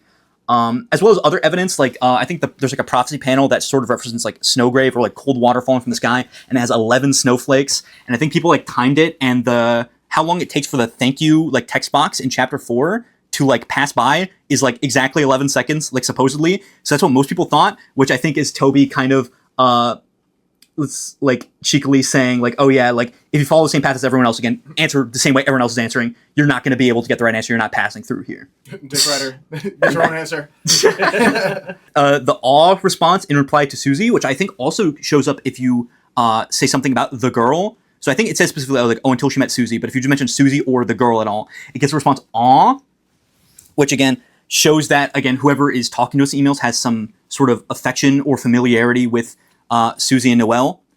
So I think that is notable to mention. And then also the not applicable response when like saying it is in response, I think relates this further to the weird route due to the slash chapter 5 page. Again, the page that I was describing before, where it has like all the different like numbers of the chapters, where it has 2, 4, and 5 with varying sizes, and 1 and 3 are gone, but they're like invisible. Again, all of those relate back to like the weird route.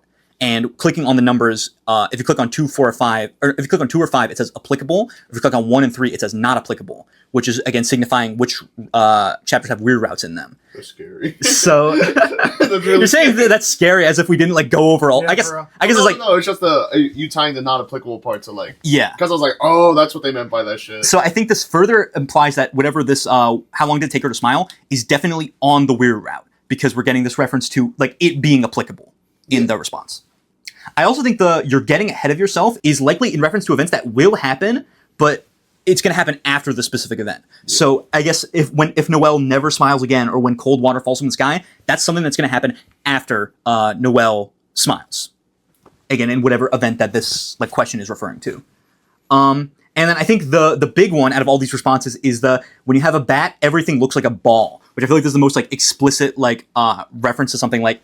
Yeah, never mind. It's probably not that important. Cut this part. Yeah, I think this was the big one that everyone was talking about. I think it's like in one random video, yeah. Dalen, me and you were talking about foreshadowing. Yeah, we were like talking about it. I was like, whoa, because I think this is interesting. Because I think it's like, obviously, I feel like it serves like a double purpose of it both. It kind of gives characterization for like Des, of like how Des might have been before or even after she got gastered or whatever. But I think this is also supposed to be referring to like kind of like a cheeky way of essentially telling Toby that we're trying to like fit a square peg into a round hole, you know? Where it's like, this is asking for an increment of time, and then obviously people are saying like, oh, what's like the most important number in Deltarune? 1225. But again, that like December doesn't really have anything to do with like all this how long did it take her to smile stuff. So again, it's like, oh, when you have a bat being 1225, everything looks like a ball. Again, responding that way. But yeah, I think that is very, very interesting. Now, next up, we have the until next time responses. Again, these are the ones that are seemingly closer to being on the right track to getting the answer of how long it took her to smile. So if you put any submission with like a negative number, it says, so she felt it like a countdown. If you put any responses that are just like a few seconds, you get the response, she never stopped smiling. If you put anything like above 10 seconds and within the sort of like hour marks, but no longer than like a day, you get the response, before the sun went down. If you put festival, you get the response, the next day, you'll see her smile. Yay! Very different responses. She's gonna smile, that's a good thing. No, that shit is not a good thing. If you respond in like the amount of years, but lower than 16 years, you get, it was the first time she smiled since she was a child. And then if you reply with exactly 16 years or 4 chapters, it says, then it was the first time she ever smiled in her life. And then if you have any variation of like never, forever, or eternity, you get, do you think that means she still can? If you reply, she lost track of time, you get the response, look at you, trying to be original. And then I don't know, you get the response, so you don't think it was really you that made her smile? It wasn't us, bro. It's crazy. Bro, I didn't do that shit, bro. Yo, why did Chris make us do that, bro? What the fuck? Why did Kara make Chris make us do that? Okay, so what we can glean from the until next time responses. I think it's important to mention just here, it has nothing to do with the responses themselves, but until next time is the credits theme for chapters 2 and 3. I just think that's like important to mention here. Okay, so even more evidence that this is related to the weird route is given in the response asking if you don't think it was you that made her smile, alongside, again, the non-applicable response from the last one. Again, it seems pretty clear that we're talking about the weird route here with everything that's going on. Based on the way the period of time is talked about being before the sun went down, periods of time above a few seconds but not in years, and then the next day you'll see her smile in response to festival, it seems like the question is implying that Noelle will smile after a certain event depending on how you interpret the next day in the latter response. So either she will smile on the Chapter 5 Weird Route during the festival before the sun sets that day, if you interpret the next day as the end of Chapter 4, or she will smile the next day after the festival, depending on whether you interpret the next day as, again, the next day after the festival, since the response was festival. I personally lean towards the former, as these emails seem to be teasing stuff in Chapter 5 specifically, which we know, obviously, the festival is going to take place on it, and on the Weird Route, we're going to be taking Noelle to the festival. Yay! Not yay, bro. Oh wait, in the Weird Route, yeah. No, Bro, I was gonna say like, yeah, not yay, bro. I think also it was the first time she ever smiled in her life, seemingly confirms that Noelle is around 16 years old. Again, also, I want to mention that the 4 chapters thing being the first time she smiled in her life, because Deltarune is only 4 chapters now. Existence. Yeah. But I think, again, confirming that Noelle is about or almost exactly 16 years old may seem like an innocuous detail, but having another solid thing to anchor in like the Deltarune timeline actually gives us more information on the disappearance timeline. She's right there. She's right there, bro. You say, who's that? Who's the fan-made fucking character, bro? Like, it's funny. Why is Noelle so small? It's funny. I've been seeing like on Twitter people talking about like people are saying like, oh yeah, like casual Deltarune fans don't even like know who Des is. And we're like, no, that's obviously not true. Like, there's so much like stuff. We go in like her room, like Tana mentions Des. How can people not remember Des? And then people are responding. There's like a clip of this one person playing through the game. And then like it's like them like walking around. It's like, yeah, I don't even remember this game. And someone like left like a super chat saying like, oh yeah, Chris is non-binary, so they go by they them. And then the guy was like, who the fuck is Chris? So I think first person to play Deltarune with the screen off. Definitely not the first person. I think that's most people who play Deltarune. Knowing that Noelle is 16 actually can help us pretty much figure out around when Des disappeared, which I think is pretty interesting. So, the How to Draw Dragons book, again, the one that is described as having like skimpy looking dragon drawings like in the drawer of the Dreamer house. We know based on Birdley, who works at the library, is overdue by 2,583 days, or about 7 years. So we know that the How to Draw Dragons book is overdue by 7 years, about. And in Des's room, we could see that they have a crudely traced picture of a dragon, likely traced from this book. Again, because we know that Des is a fan of reptiles and bikinis based off of the Tenna thing. So we, again, assumedly, Des traced a drawing from Asriel's How to Draw Dragons book, which means that Des couldn't have been lost any more than 7-ish years ago. Because, again, the book was taken out 7-ish years ago, and Des was still drawing in it when it was taken out. And now knowing that Noelle is 16, like currently in the story of Deltarune, it means at the time of the disappearance and around when the spelling bee happens, Noelle can't be any younger than 9 years old. So she needs to be 9 years old or older to make sense of, again, Des being able to interact with the How to Draw Dragons book. That's the youngest person ever. Yes. And this would also further explain why Asriel will never return this book. Because of, again, the memory of Des using it, or potentially the proximity of this memory / renting the book was to Des's disappearance. Again, yes. What if he just likes dragons? Oh! It surely doesn't have anything to do with the fact that he probably took out this book right before, like, his, like, best friend and potential, like, girlfriend got, like, gastered. couldn't possibly be. There's no correlation. What if he does really like dragons? Well, he does seemingly really like dragons, but that's like a different thing. Dalen, if you had this book, Let's say they were in like bikinis and stuff. Would you? I mean, I got a witch here and I disappeared. Would you return the book? Nah, but I wouldn't be anything related to you, Brad. See, He just really likes dragons. But I think Azrael probably had bigger fish to fry around the time. I mean, have you seen those dragons? They're pretty big. Like, It's like I'm just thinking, like imagining like young Birdley, like he's like yeah, I won the spelling bee, like after like losing because the word was December, and then him also being like, hey, Chris, tell your brother to return the book. It's overdue by this many days. Like right after like Des like gets hit by a car. Like about that. It was like it was like titled like Hollow Victory, like it's like a fucking like Oh, yeah. Renaissance. Like, Oh yeah, where it's like Birdley's like holding the trophy and like Noelle's in like the foreground crying. I'm gonna find that image. That image is so sad. yeah, bro. This It's pretty funny. We she'll smile, right? Yeah, we got her smile. She's gonna smile eventually. Yeah. She, Um. but those So dragons, man. yeah, I think this is interesting because I think it's just funny that the only concrete evidence we have of like how long ago Des disappeared is from the sexy drawing dragons book, The Goon book. the Goon That's book. what I'm thinking this whole time. The I'm gooner, like, not the goner. the Gooner maker. So I think with this, I don't think we have enough evidence to like exactly like pinpoint or triangulate like Des's age because I don't think we have any like concrete info on how much older Azrael and Des are compared to Chris and Noelle. But again, my guess would be again based on all this that she's probably around the age Noelle is now, like around like 16, maybe like I'd say like the 14 to like 17 range is probably around when Des disappeared. She's like 40. Probably, yeah. Next time you see her, like she's like got like a cane, like. Oh, there you go. It's like the knight's like bad. It was never a bat, it's a cane. Fucking aging night, bro. Like the walker from like up with like the tennis balls on the bottom. Also, again, based on all this information, this could also tell us approximately how old Frisk is, considering the Noelle sprite in the 10th anniversary live stream seems to be like the same one that we have from the spelling bee thing, and Frisk seems, again, probably around the same age as Noelle. But now moving on, we have the site reopens Again! The site reopens again. I didn't see it at first. So, catching up to the present now, after the announcement of Chapter 5's release in the most recent Nintendo Direct, those who received the Until Next Time emails in the last round received another titled, What About Next Time? With a link to the site with the same entry fields, again, the 2 boxes and then the 3rd box. The question in the tab was changed this time, however.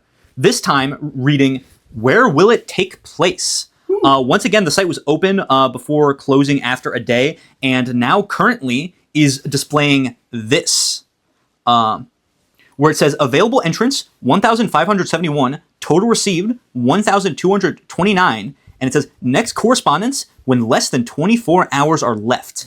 And the tab title has changed to interim result in all capitals.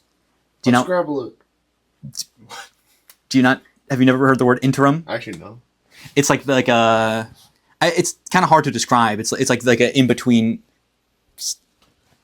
Calm down. It's sort of like again like it's like in the interim between two things. Oh, intermission. Pretty much, yeah. Oh. Did you think there's like some sort of like anagram? It's like WD guessed it. I thought it was like Mr. Result or something. Mr. Result. The fucking Mario Galaxy Mr. Gay. Dude, that's who's been sending us the emails, Mr. Result. Mr. Result. So again, we know how many people were able to respond to this email, again, who got the Until Next Time, and the amount of people who did. And apparently we are going to get the responses to these emails when 24 hours are left, which I can only assume means that the day before Chapter 5 comes out, Twitter's going to flood with all these, like, you know, like... Yo, what's sending me? Yeah. Yo, what guys just sent me to in bed or some shit? Look at the fucking... He's just sitting there, like, his hand is like, hey. Hey, player. So yeah, I find it very interesting. I didn't mean it. What's it called? That this is the question this time. It wasn't the same as last time. It's where will it take place? When most people kind of already assumed that this event with Noelle will take place during Chapter 5 at the festival. But yeah, I think calling attention specifically where her smile will take place reads to me as intentionally calling into question like where we think that the event is going to happen, considering that the community already had a very widely believed belief as to where. like calling into question where we think that this event will happen, considering again everybody already believed that it was going to happen during the festival at Chapter 5. So I feel like Toby probably put this as the question this time to be like, okay, you think it's here, it might not actually be, which again could be implied by the other responses, which said, oh yeah, the next day we will see her smile, which again when you put in festival. But yeah, again, that's pretty much all we have to talk about the third reopening of the site. Ideally, I would have liked to cover all the responses that we got to, again, all the answers of where it took place. But again, it seems as though we'll have to wait until the day before Chapter 5 comes out, which I think we're not going to have enough time to record a whole video talking about and like seeing through all the responses. To, like stake out this place for like 3 days straight until the chapter comes out. Like, yeah. And I have a feeling that the answer to where Noelle will smile will probably be answered in Chapter 5. So I feel like it's not as pertinent to cover it like right now. But again, I guess, again, this isn't like... This is entirely comprehensive of all the details we know as of, again, pretty much right before we get the last responses from these emails. But yeah, that's all the information we have. But I think we have one last question that I want to cover before we end off the video. And it's, who is the person emailing us? It's Mr. Report, bro. Like, or the fucking GIF on the bottom. So, so yeah, here's all of our potential candidates of who could be emailing us. So yeah, unless it isn't Mr. Result, I want to talk about who is the person emailing us. Because again, I feel like this is an important thing to ask because it seems like the person talking to us definitely has this very specific like personality and like way of speaking. And I think I want to see if we can like try and figure out like who is it that is like talking to us. Now, obviously, many jump to Gaster again because he's usually the one talking to us outside of game and like flirting with us or sending us like stuff on Twitter or whatever. But I think the lack of him speaking in all caps, or the lack of whoever is writing to us in the emails speaking in all caps, which is a signature of Gaster, him talking in all caps, makes me hesitate to think it's him specifically. But the all caps interim results does feel like a big Gaster-ism. Again, like very sciencey terminology and all caps and stuff like that. But I think the specific like person talking, I don't know if it's Gaster because again, Gaster talks in all caps. Yeah, I don't buy it's Gaster. No? Nah. Well, him talking and all this, I really don't think it's Gaster. You don't Gaster's too busy getting ready to like goon to us on Twitter like the day before. Yeah. The interim results thing, that is like, maybe it's like his buddy or something that's conducting a survey. Maybe Gaster's helping whoever is conducting the survey to like do it or whatever. Yeah, and I also think just like the personality doesn't like 100% fit. I think the only thing is like Gaster, I think like the awe with like the Susie thing, because it does seem like Gaster has a sort of like investment in the world and the characters of Deltarune. So I could kind of imagine him saying that, but that also just feel like a little like silly for Gaster. Yeah. I think based on the sort of blunt, somewhat sarcastic and sort of like cryptic tone and very like curt and short way of describing things, and additionally having a familiarity with like the whole situation and the characters and stuff like that, I think it could be Chris themselves who's the one talking to us in the emails. I think based on the way like Noelle describes them talking and just in general, I feel like it could be Chris. I feel like that's the like primary idea that most people think. Other than for similar reasons to Chris, the above responses also just seem to be in line to the way the Shadow Mantle / ERAM talks. Again, on the sword route. I think that's like the primary one that people think like, oh, if anyone is talking to us in emails, it's probably ERAM. And I think that does make sense. And again, I think it also makes sense because ERAM has like sort of connection with Chris. So I think the same things that go for like Chris being the emailer, same things go for like ERAM, like the similar evidence. Yes. Doesn't ERAM like fucking die? No, actually. Video game. Well, no, even in the video game, ERAM doesn't die. Again, he just fucks off. Yeah, you beat him in the fight, and then he's like, oh, like I see like the bright like fire like sparkling in your eyes, and then he floats away. ERAM is alive, so that could be him. Yeah, and ERAM's like, he's kind of a smart ass a bit when talking. Yeah. And there's like a lot of like, when you don't put a specified time, they're like 12 days, like 12 months, like they question that shit. So yeah. No, I feel like it definitely reads like ERAM to me. I also think that, could it maybe be Friend who's emailing us? Is there a difference between it being Friend and ERAM? I don't know anymore, man. What if it was the Forgotten Man? Okay, I think I forgot. Just on WhatsApp, like behind the tree. I was thinking that I was thinking about putting that on the like list of candidates here, but I really don't think it's the Forgotten Man. You don't got internet. One, he don't got internet. Two, I feel like it doesn't sound like ERAM, like the Forgotten Man, because we kind of like know how he talks, especially with like the Valentine's Day letter. Like he has a sort of like weird like broken up way of speech and sort of like saying things like backwards and like in weird ways, and that doesn't come across like kind of at all with the text we've gotten from the the responder here. So I feel like Forgotten Man, maybe, but I think that's just because he's another like weird, mysterious person. Wait, this is true. There's so many weird figures in this game. Yeah. I think you could also argue that the person talking the emails talks similarly to the second voice in the Goner Maker, which would open up the pool of candidates. Do you guys like know about this? Wait, It's so like wasn't it one of like the like first things we like talking Yes. oh yeah, so- yeah. It's like Gasser's talking, and all of a sudden it's this different about? Will style. now be discarded. Yeah, so when like Gasser's like, "Oh, your beautiful creation will now be discarded," and it switches from talking in all caps in the like the sort of Gasser font to there's like the normal text and like lowercase letters, and again, seemingly is throwing away the creation you made with Gasser. So many people believe that the second voice talking there is a different person who's like interrupting the Goner Maker. Yeah.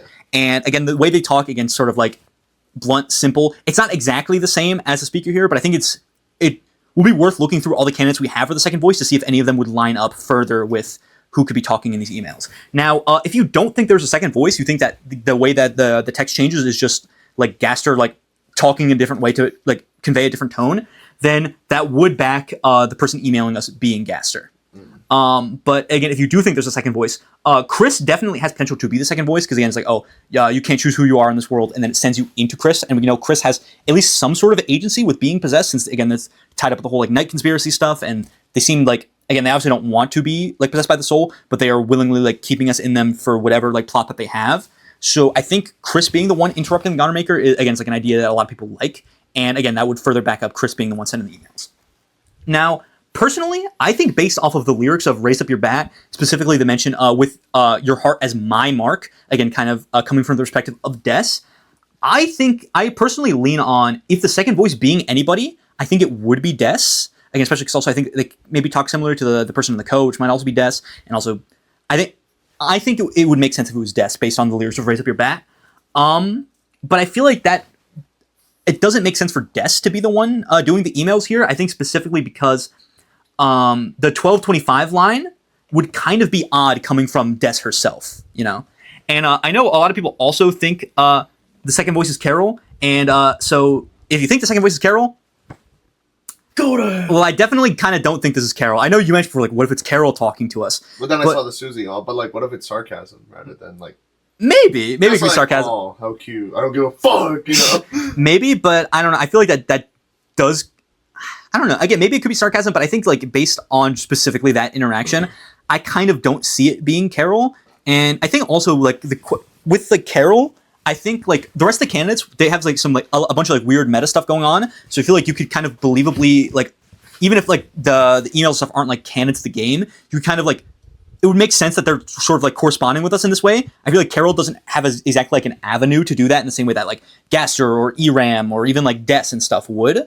So I kind of don't think it's Carol, but I think it's potentially there. And if you still think the second voice is Kara, You can go to hell again. I keep living your life, man. I've got nothing Go for even you. lower in hell. There's a Mr. Result slide, right? I'm Mr. Results. How do I break it to him? But yeah, I think that's all like the main candidates we have. But so personally, again, like I said before, I think Chris and ERAM are my top candidates personally. I think especially considering how, I think in specific where these candidates get that the other ones don't is how all this like how long take your smile, like thank you page stuff undeniably connects to the weird route. And Chris and ERAM are the only two candidates that do have a direct connection to the weird route. Chris, I don't think we need to explain that. And then ERAM, again, essentially giving you the guide to doing the sword route. So I think their connection to the weird route makes them like the top two in my mind. I think also last option here, it isn't like anything, it isn't like a in-universe character or anything, and it is just like Toby talking to us cryptically.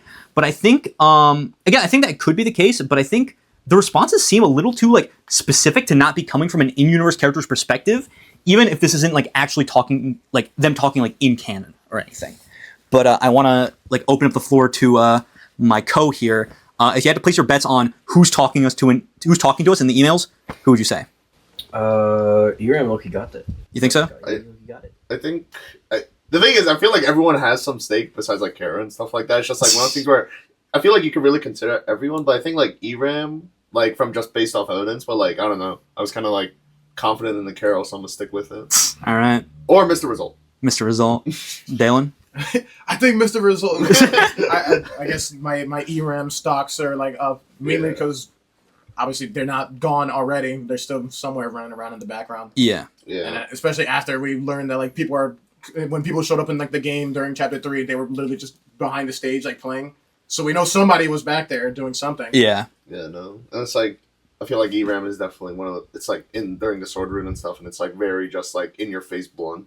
So Yeah. And again, like ERAM does seem to, again, like take pleasure in being kind of like a sassy asshole a little bit, Yeah. especially to Chris. And they know friend to some degree. Yeah. Or Which they is- are friend or something. They're friend related, bro. Okay. They're cousins.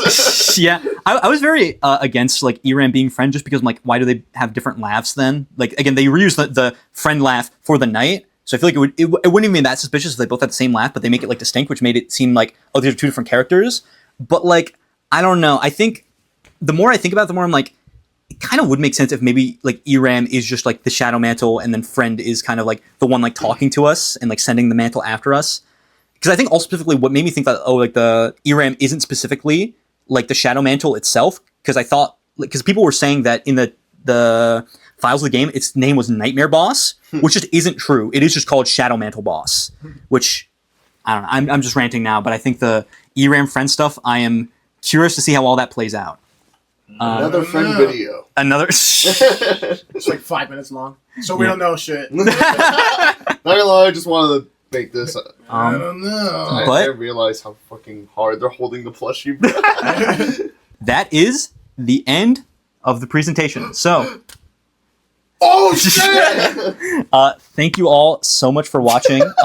I feel like, again, this is mostly just like a sort of recap of information rather than like any big like theory stuff. But I don't know. What are your thoughts on this whole like weird ARG like nonsense? I'll definitely So make a fucking lot. scared. Oh, I think we'll get some answers next chapter. I think for We're sure. getting weird about stuff for next chapter, right? Yeah. No.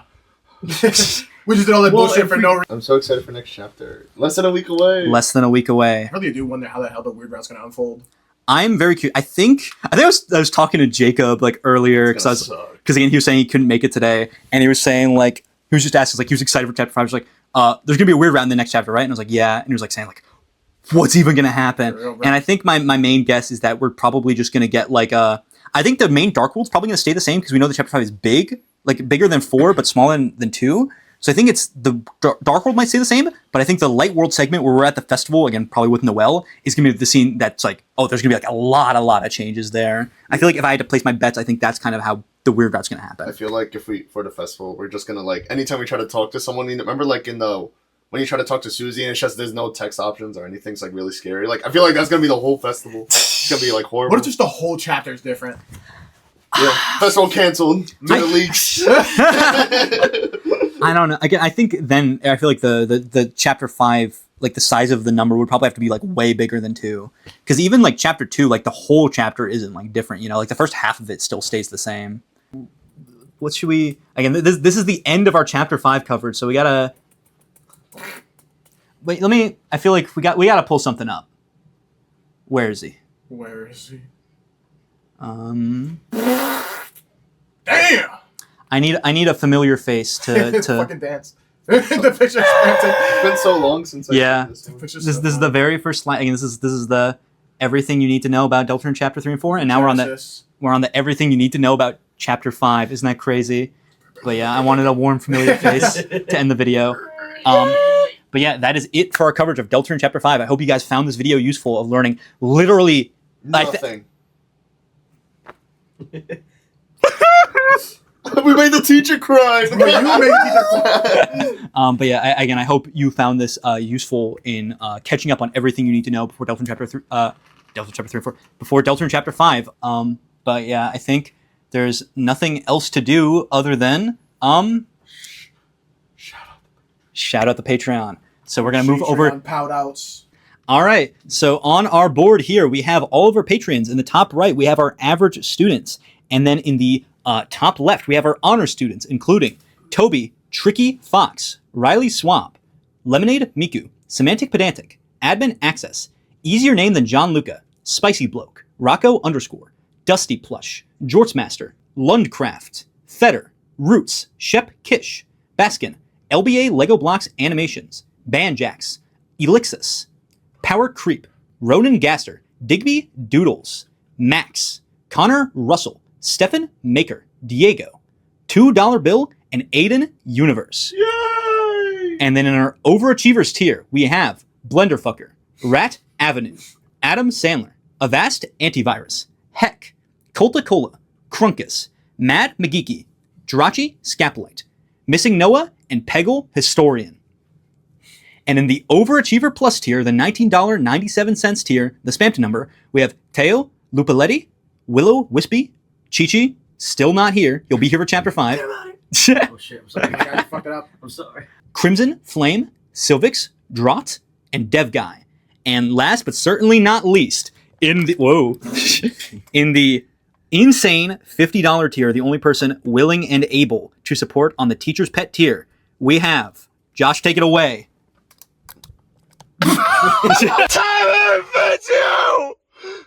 EJ, close us out. Withered Bonnie jump scare again. No. EJ jump scare. I don't have the microphone. You dumb fucker. Yo, Anthony, be remember nice. like back in the day when kids used to just be vomiting in class? We were like this right here. Hey, teacher. Yo, Anthony, what if like we're recording, right? And I'm just chilling, I just like project Better out. like suck it up, bro. Fucking life is strange. Would you leave that in the video? It depends. It's just made for a good moment. Frame of it. just. It's like we're like playing Chapter 5. It's like not even anything like crazy happens. We're just like sitting there. Just like walking around. No, I don't even react. I'm just like watching. He's like fucking, he's like covered in it. They just never acknowledge it for the How funny that people just play. Actually, would not be funny. It's No, not horrible. no, it does projectile vomit. Everyone just no one acknowledges. Just keeps playing the game, bro. I'm still like bleeding from my eyes too in the background. Okay. Locking in 5, 4, 3, 2. No, Taylor, no.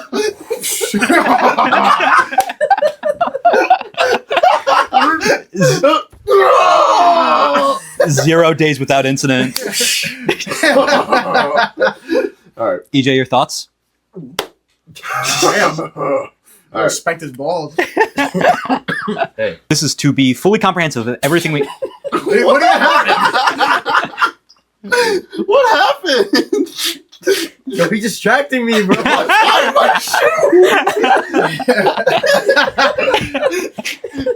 Teacher, get this fucking asshole out of here. I Send him to the penis explosion chamber and have his penis exploded! Just pandemonium. Send this guy to the penis explosion chamber, somebody like vomiting.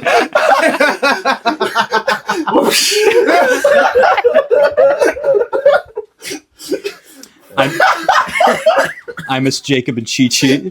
Stop that! Dude. Yeah, so we're gonna go over the last like. I'm sorry. We're good. Man, I'm sorry. We're good. Dalen, stop it! This is gonna be like at the end of like a 3-hour video. So Right, we're good. Bro, we can't even last like a second. We're good. Fuck you.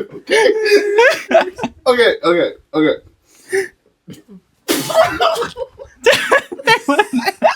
I can't even see what you're I don't even want to turn around. I don't want to turn around. I think this is gonna be at the end of the video. All right. Anyway, That was him. He's not even looking at me. How's it me? I heard you laugh, bro. I didn't even laugh. anyways, okay, so this is our last little addendum bit for the video of like new content where we're gonna discuss all the stuff we missed in our analysis. What the fuck is funny this time? I'm thinking of everything. I'm sorry. 5, 4, 3, 2, 1. All right, we're good. What the fuck? Okay.